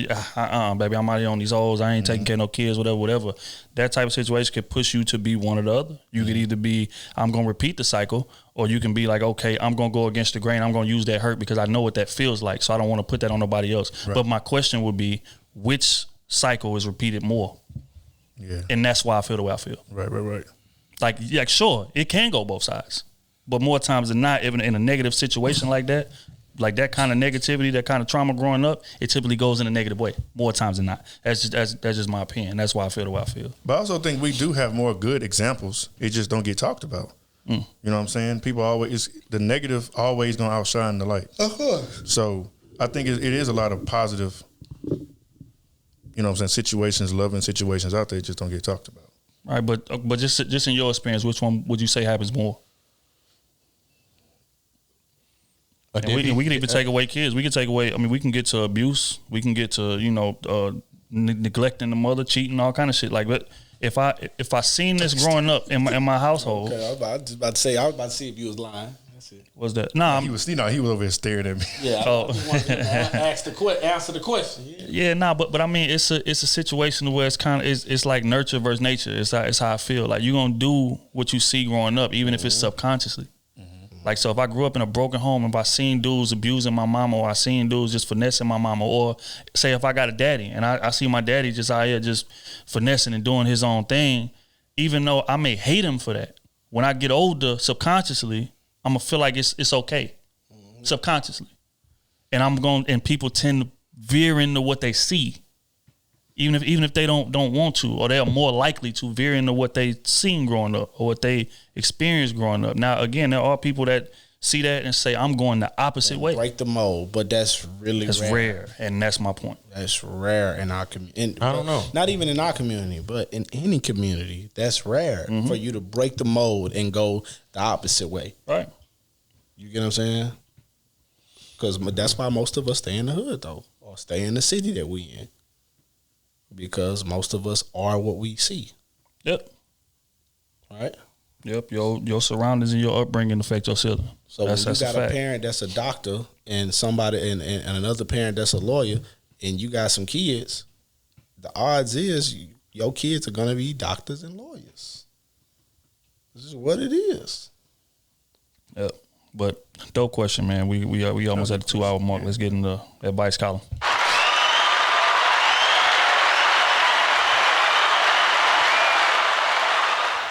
Okay, this is from a Patreon member. I'll announce the name at the end of the question if they permit. Is she anonymous? Say, hey, this is for the advice column. I love y'all content and y'all help me out a lot. I need help on this. I've been dating a man for about 6 months now, but knew him on and off for about 2 years. On the first date, he said that he is talking to another female. I didn't mind it, but after a few months, I had asked him why didn't he cut off the female, and he said, quote unquote, he didn't immediately because we just started talking again. We do have fights about it on and off because I feel like sometimes I'm not good enough for him. He tells me constantly that he likes me and being around me. I asked him, did he like the other woman? He said he doesn't know. He does get a little jealous.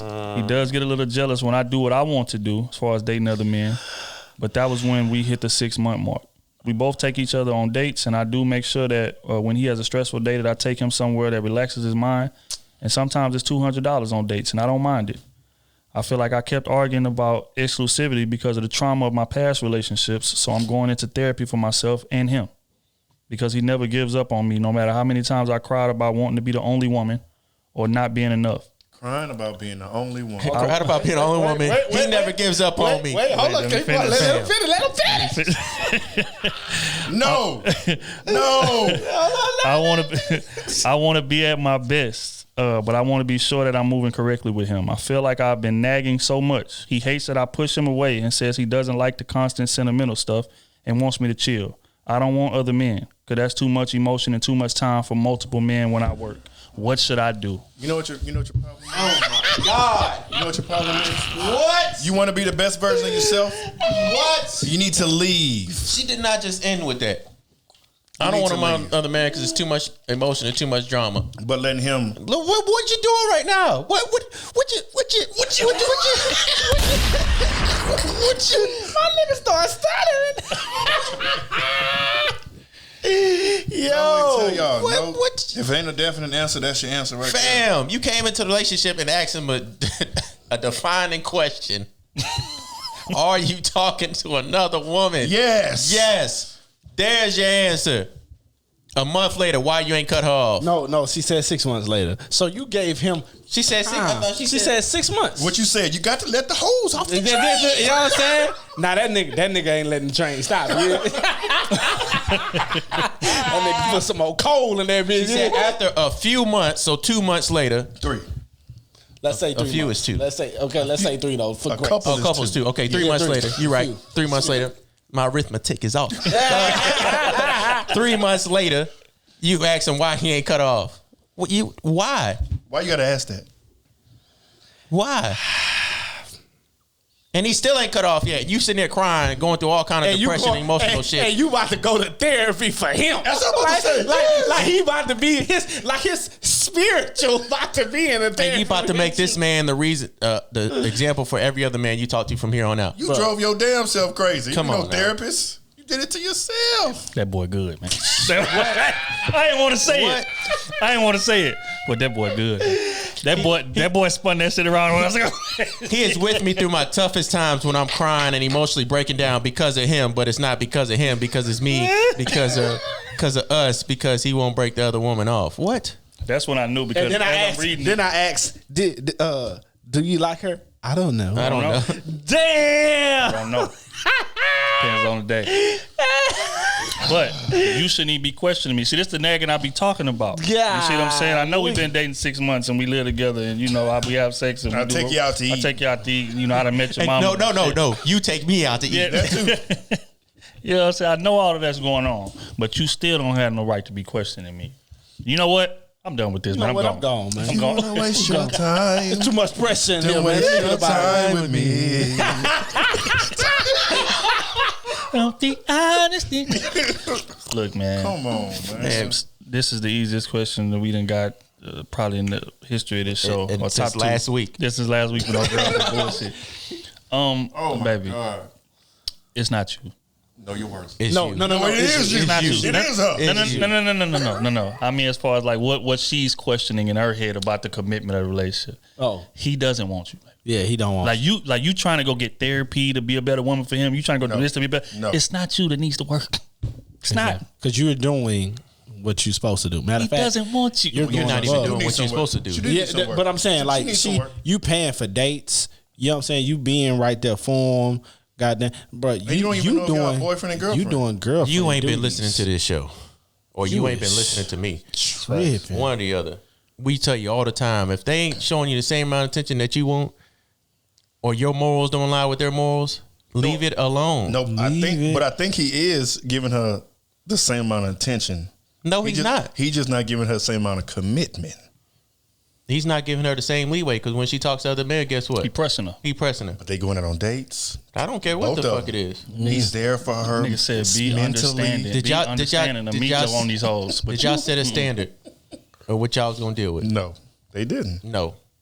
That's sad. What do you want? I don't know. Okay, well, we just ain't gonna know nothing from here on out. I'm gonna be fucking when I fuck you. I'm gonna fuck this other girl when I fuck her, and it's gonna be what it is. So I always be telling these women, they be so, well, he called asking about, I don't give a damn.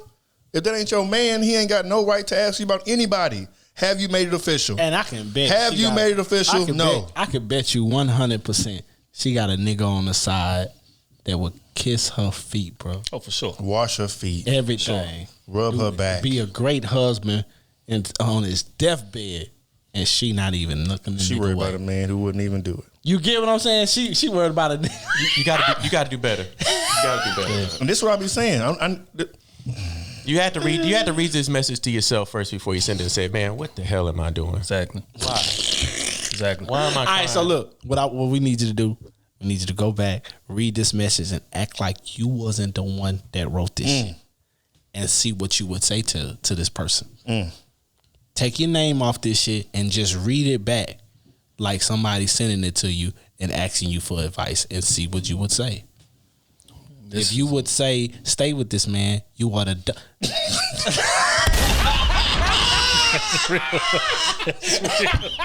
That's real shit. I didn't want to say it, but that's some real shit. Stay with this man, you are. And the thing is this, right? I don't want you to take away, like, we ridicule. I mean, we are, but I don't want you to take away from what we telling you, dog. Like, the theme of this conversation is you need to value yourself more. That's it. Yes, that's it.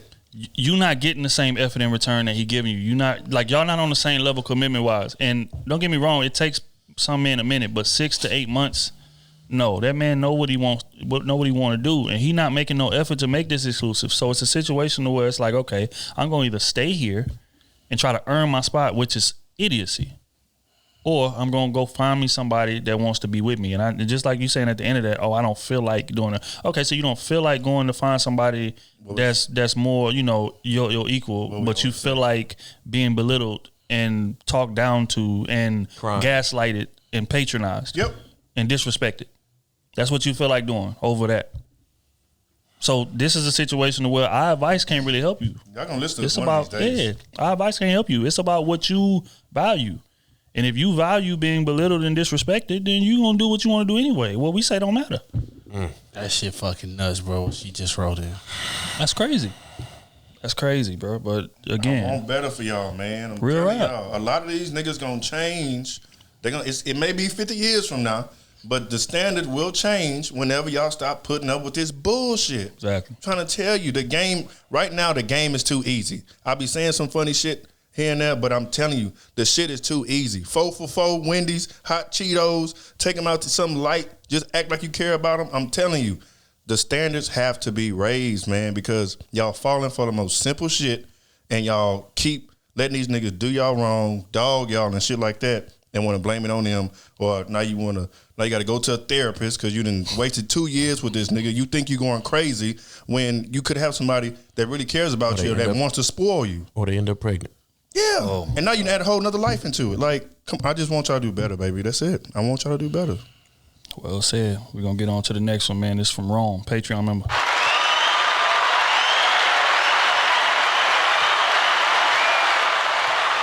You say, what's up, crew? This is Rome, Sin City. I'm somewhat down bad right now. I lost all my hoes. He say, I'm in the sleeves. He said, I'm in the That's wild. What? Lost all my hoes. I'm down bad. I'm down bad. It's because he lost some hoes. I thought it was like he lost his job and everything. It's the best time, man. Boy, say, I'm in the Sleeves U gym working on my shot. You say, but ain't nothing I'm shooting at currently. I got time, so I'm trying to boss up a little before I go back out. Good. Because I need a high caliber woman. Any advice on building yourself mentally, physically, financially, importantly, changing your mindset and maturing. Also a time frame of a break period. I need to discipline myself. You say, you know what, I'm capping. I'm going to still smash these regulars. But I still want to elevate. You say, to further add on to my question, what if y'all came up on 10,000, let's say from crypto, business grant, liquid project, starting to work on, all legal, of course. How would you network your business successfully if maturing from a non-educated black man viewpoint? One more, man. How would y'all blow all the money making yourself or fall off? How would y'all blow all the money making yourself? Huh? We blow all the money we made on ourselves? I don't know what they say. We blow it up on ourselves? How would you know your business successfully if maturing from a non-educated black man viewpoint? One more, man. How would y'all blow all the money making yourself fall off? How would you blow all the money making yourself fall off? Roman, we just gonna delete that last one. I don't know. Fuck is that? But okay, so first question, which is I think essentially is gonna answer all of them. Any advice on building yourself mentally, physically, financially, and most importantly, changing your mindset or maturing at this stage in his career with women? You're in the right spot right now because you ain't got no hoes. Like, the hoes gonna warp your mind. Like, you gotta focus on yourself in many different ways. Like I said before, like, it's just locking in and wanting to do it, setting that time aside.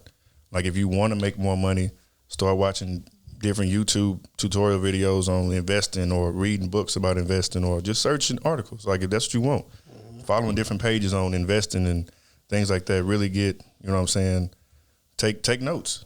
You know what I'm saying? It takes practice. It takes discipline. You know what I'm saying? If you want to hit the gym, spend 30, 45 minutes. You ain't got to spend 2 hours. Get in there, get productive, and you out. But women do slow you down. So it's just a matter of,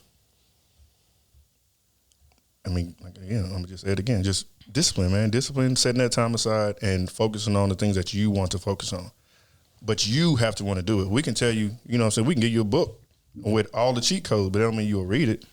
You know what I'm saying? You got to go out there and want to do it yourself and figure out what you love to do and fill in those gaps. You know what I'm saying? 'Cause like, especially if you was in a relationship, like, filling in those voids is huge. Because when you were spending time with somebody on a Friday night, Saturday night, whatever, like, it's going to change. So you got to focus on different things to better yourself. But it's just those small things. Like I said, daily, 30 minutes here, 30 minutes there. You know what I'm saying? Then create more time. Then go up to an hour. But you got to start somewhere first. Yeah, I'm gonna be honest, bro. I think you got to just adjust what you prioritize. I think that's what a lot of men need to do. You led this message off talking about hoes. That lets us know you ain't thinking the way you need to be thinking right now, bro. That's just honest. You know what I'm saying? When you in your bag and you chasing your purpose, the women gonna come. Yep. You ain't gotta chase them. You ain't gotta worry about it. You ain't gotta you gonna spend more energy trying to pick which ones to eliminate than trying to find one. Yep. So you need to adjust what you prioritize and better yourself, man. It ain't even necessarily got to be from a money perspective, but just mentally. Read more books, get more information, build your mental capacity up, and then you work on your career, and then you work on your dressing, or you work on the things that you may value, whether or not it's fishing or whatever. Find what brings you peace. That way you can always tap into that when you're in these relationships. But these are the things that you should be working on. The women are gonna come, bro. I promise. And I know a lot of people say that, and you be like, damn, I don't see them. But that's because you're not deep enough in your bag working on your purpose. Right. So that would be my advice. Adjust what you prioritize. These hoes are gonna be there. Always. I promise you. Every 15, one coming. That's crazy. I ain't got an ad? Nah, man, I'm with it. All right, we're gonna move on to the next one. This from Kimberly, Patreon member.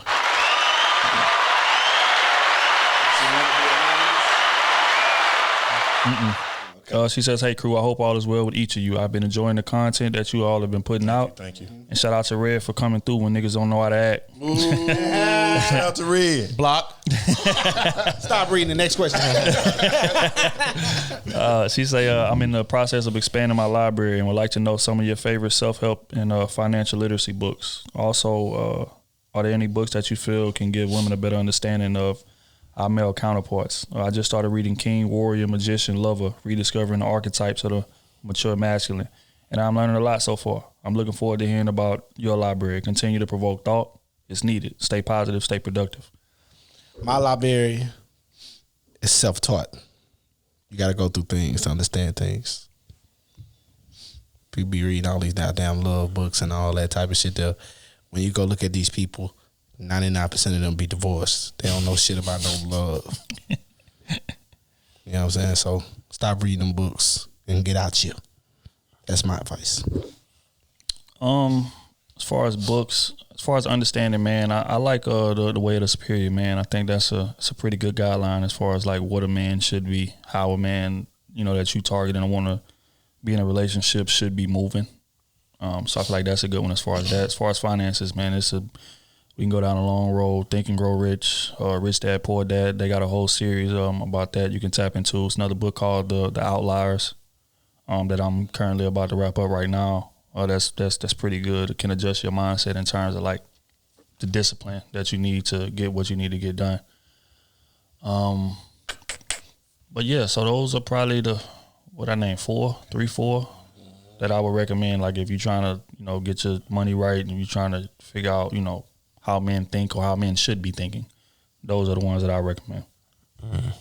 I would say Red Fish, Blue Fish. Knick-knack. Anyway. Is that my Little Clifford? Not Little Clifford. Big Red Dog. Goosebumps. I ain't read books since then. That's it. I need to start though, but yeah, I can't help you with that. But yeah, man, just tap into those, man. You should be, you should be decent. We're gonna move right along. This next one is from, I can't even see a name. Untouched D, Patreon member. Untouched. Say, hey, y'all, I have 2 questions. 1, when is the best time to confront your significant other about a problem, but to avoid an argument? 2, for younger couples between the ages of 21 and 28, what do you all believe are red flags to pay attention to if we want marriage and family? If there's time, feel free to tell us some green flags too. Love the podcast. So first question, when is the best time to confront your significant other about a problem, but to avoid an argument? The moment it happens, as long as it's not in public. Yeah. Agree. But the moment it happens, adjust the situation respectfully. Hey, what just happened right there, I didn't really like it. Come at them how they like to be spoken to. Their language and how you can speak to them, and just come at it like that. Don't come at it with an attitude. already ready to defend yourself, come at it with, open mind, like, hey, I didn't like this. Maybe they'll say, hey, this is why I did it, so y'all come to an understanding. And then when they give you the answer, don't be sarcastic, all that type of shit when you go to reply with another question. You get what I'm saying? Like, because that starts arguments too. So just be conscious of that, man. Like, just make sure that you understand, like, I didn't like that. This is what I didn't like, and that's it. Just answer that. And if it's an argument, it's an argument. Goddamn it, fucking. At least if it's an argument, yeah, he may say something. You know what I'm saying? Crazy, y'all. She may say something crazy, but if it's an answer like, "Hey, this is why I did that. This is what I was thinking," you get what I'm saying? Like, in your response, it should be, I didn't like that. Please don't do that, or whatever it is going on. But if he say something or she say something disrespectful, then yeah, it's an argument. It's argument time. It's argument time. It's argument time. He's about to morph like a Power Ranger. It's arguing time. But a lot of people don't understand it. Hey, that's real shit. Hey, and a lot of people don't understand it. They think every situation is argument time. Like, nah, like whatever answer they give you, if they give it to you in a respectable way and they tell you, hey, this is what I was thinking, it's not arguing time. Like, they just telling you why they did this or whatever, and you can just say, hey, I don't like that, please don't do that again. Right. You get what I'm saying? And they'll get that type of picture. But if they come with something, I did it because of the fuck I wanted to do it, ain't nobody then it's argument time. You get what I'm saying? Because you not telling me what I need to know. You know, it's a difference in the responses. That's gonna be the title of this podcast. It's argument time. I turned to a Power Ranger. I agree. I think you got to address it immediately, and I also think you got to get that notion out of your head. You trying to avoid an argument, because that's what keeps us from expressing what we need to express, and that's what causes problems down the road. No, you need to address it right on the spot. Don't wait till and maybe not immediately. Maybe like a couple hours later, couple minutes later, calm down. Right. Because I know a lot. If I address myself right when I'm mad, it's gonna come out a little different than it is if I had a little time to sit on it. But it shouldn't be days and weeks passing by before you address what it is that you need to address. Correct. And I think that's probably the main downfall of relationships from both sides. People be trying to save the other person's feelings. No, understand the fact that this is a person that I want to spend the rest of my life with. So I should be able to speak to them freely. And if I can't, I shouldn't be with them. Period. Point blank, period. So just get in the habit of doing that, and then you're gonna be all right. I've always said that. Yeah, next question. For younger couples between the ages of 21 and 28, what do y'all believe are red flags to pay attention to if we want marriage and family? And also feel free to share any green flags if y'all got time. A red flag. Between 21 and 28. If that person tells you they don't want to have kids,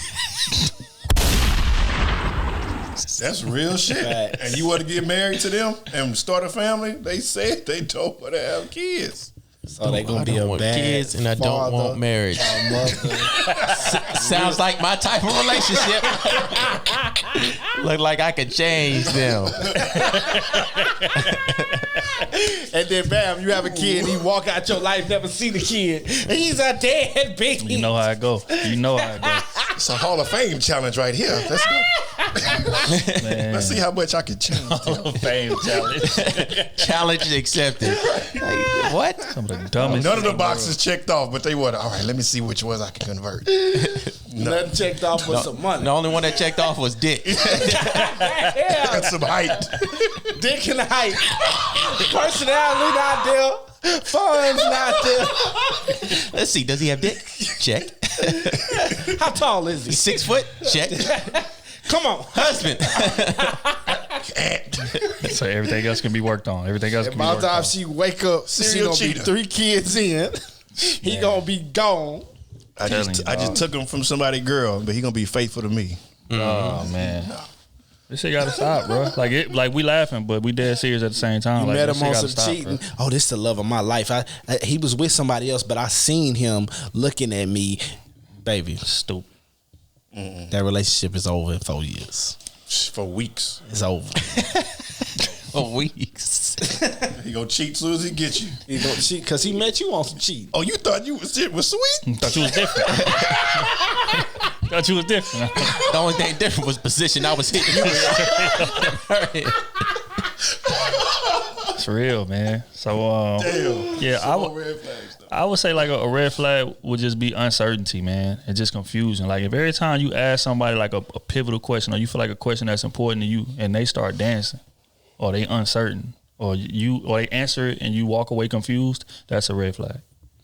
And a lot of people, you know, because I like this person so much, I take the bullshit as answer they gave me and I'll add to it to make it make sense in my head. That's wrong. And your ass is gonna find out pretty quickly down the line how stupid that is to do.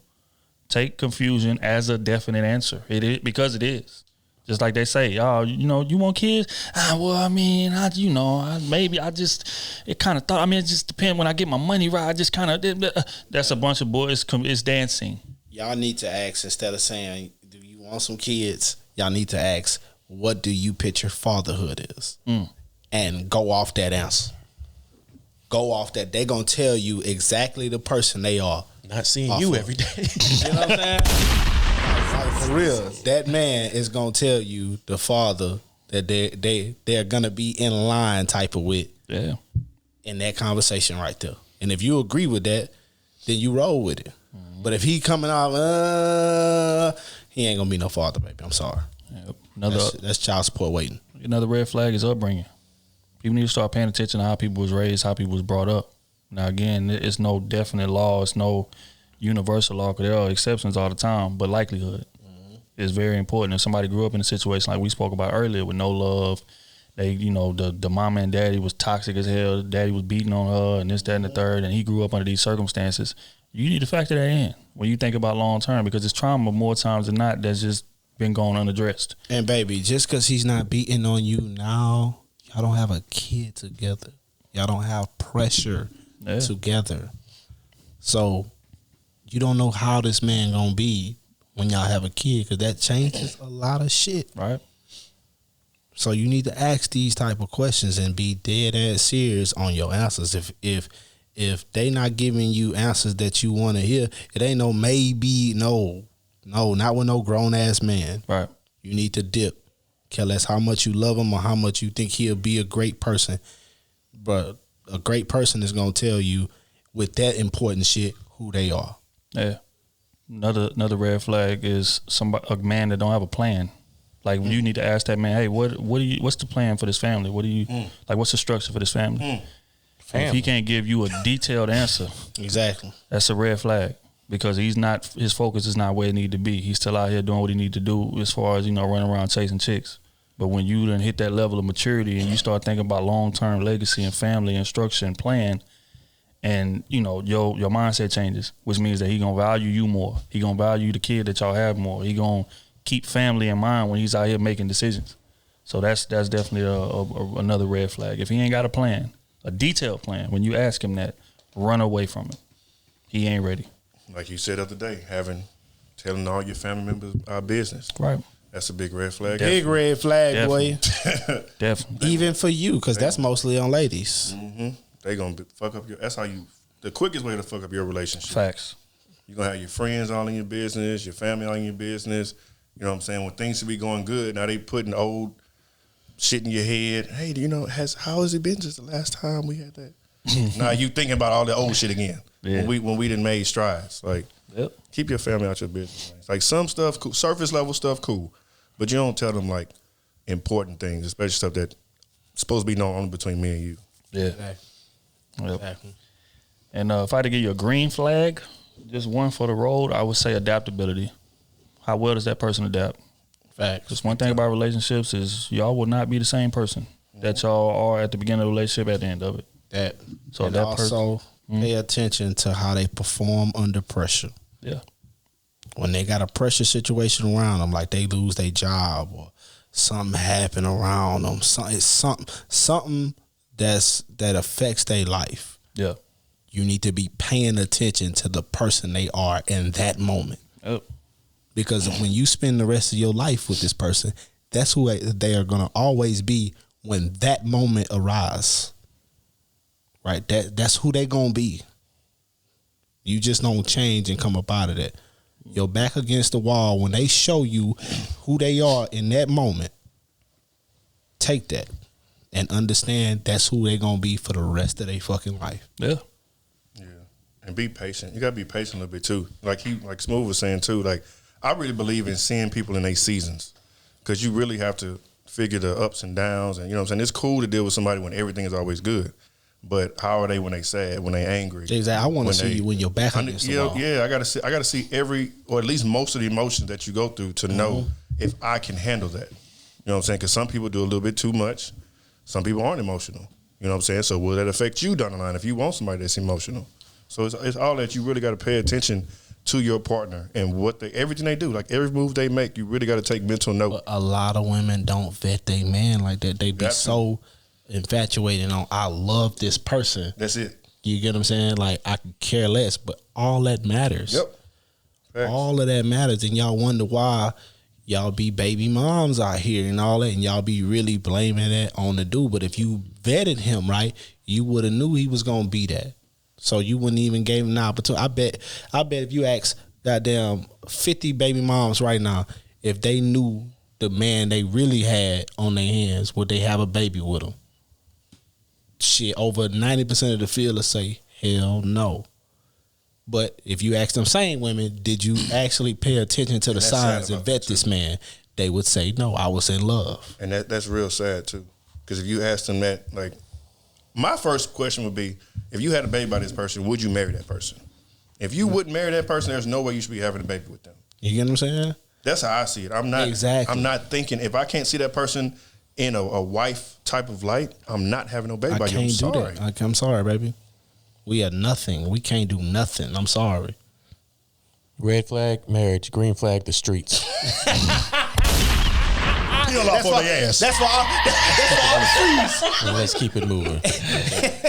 All right, this is the last one of the day. I think Smooth sent me this one. This is from Christina, Patreon member.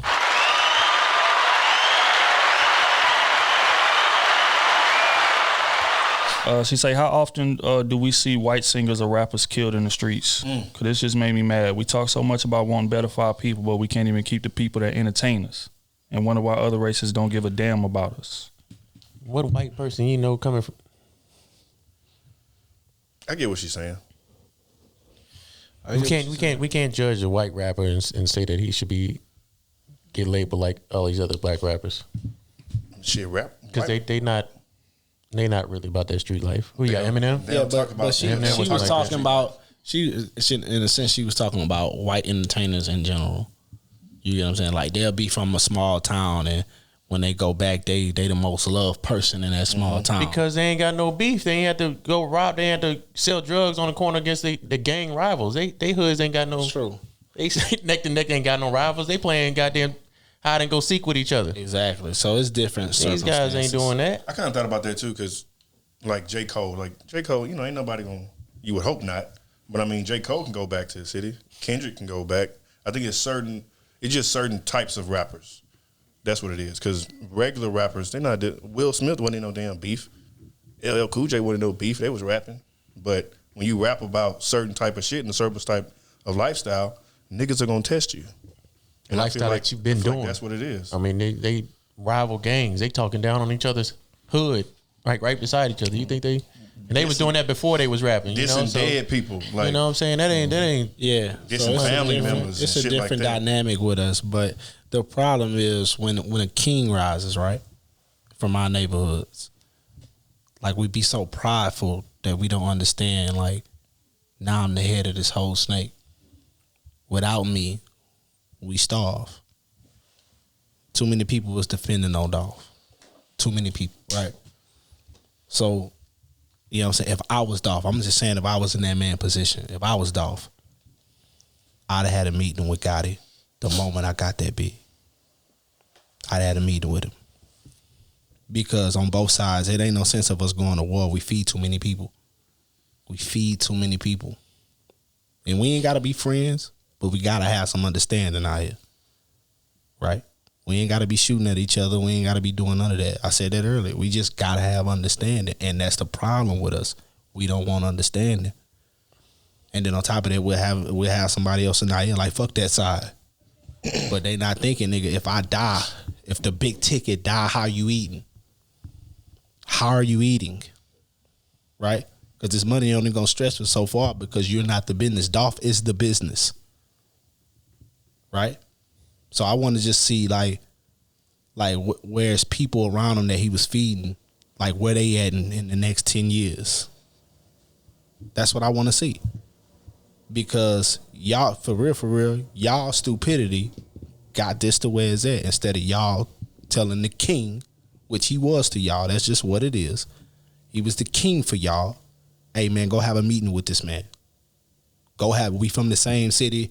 We grew up the same. The only difference is we just not from the same block. That's the only difference. We black. We grew up the same city. We know the same people. The only difference is you from over there, I'm from over here. You know what I'm saying? I accidentally fucked your girl. I'm a king now, bro. We can put that aside. You're not even with the chick.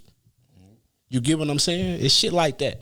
But we be so prideful. Yeah. Fuck that side. I mean, it's me and my niggas. Shit that don't even own at the end of the day. And then when the king die, look what's going on now. Now it's turmoil in the city. Now niggas can't even walk around in the city. It's like 11 people that got killed. You get what I'm saying? Like it's niggas can't even walk around now. When y'all could have ended this with a simple 10, 20 minute meeting. You get what I'm saying? It ain't gotta be love there. Right. But you just need to respect it. It's your business. You know what I'm saying? That's it. It just be, hey man, I want my people to make it out of here just like you want yours to make it out of here. We ain't gotta do nothing together, but we ain't gotta be shooting at each other. Bam.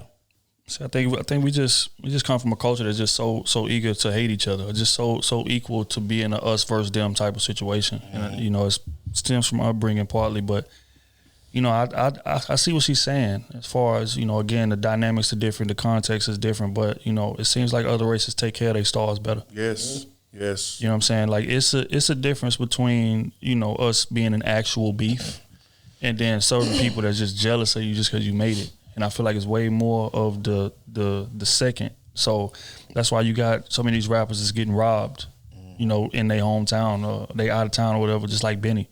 Yep. Stand up dude. He not in no street. He ain't in no beef or nothing like that. He got robbed and shot in Houston. Mm-hmm.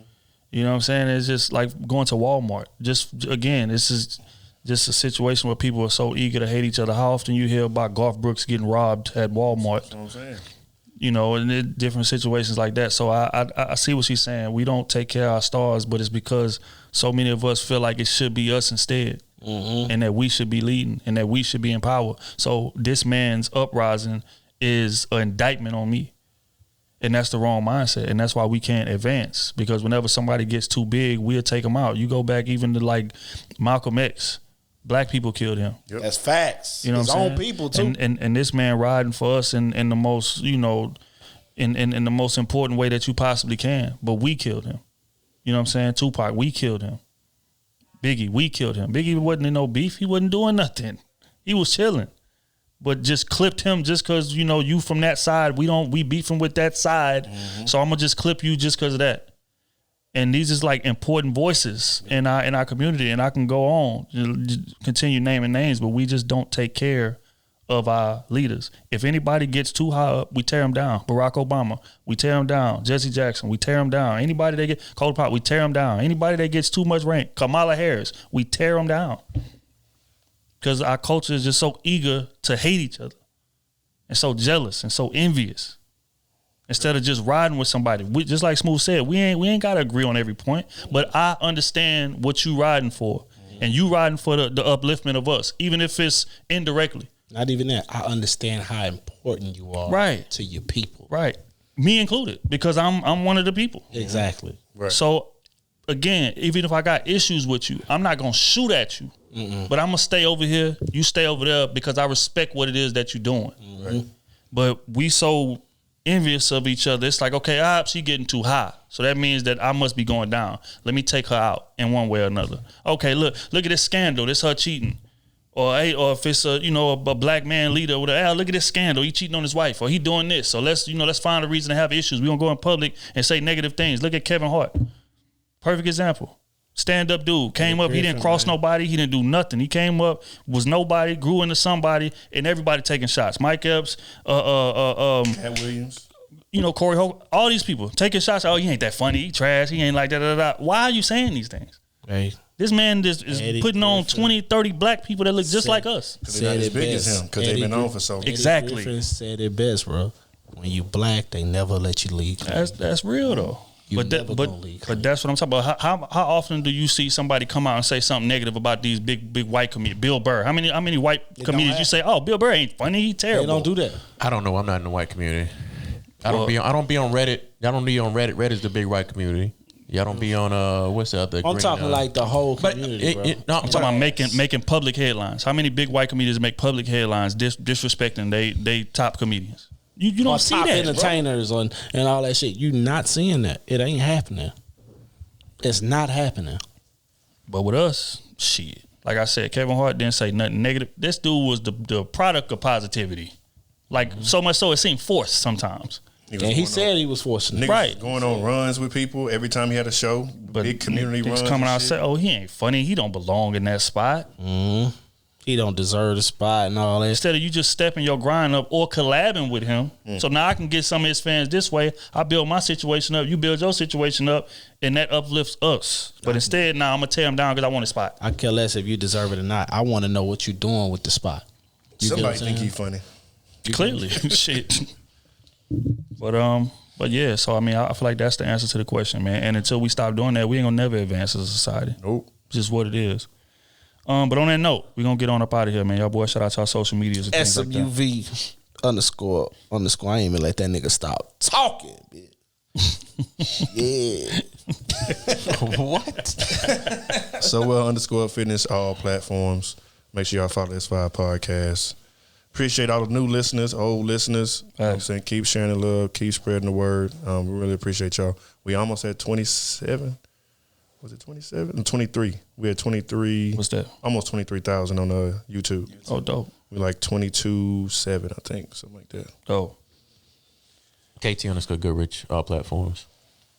D-Trill AC, everywhere. Follow me. Krew season. Y'all make sure y'all follow all the pages. Shout out to our Patreon.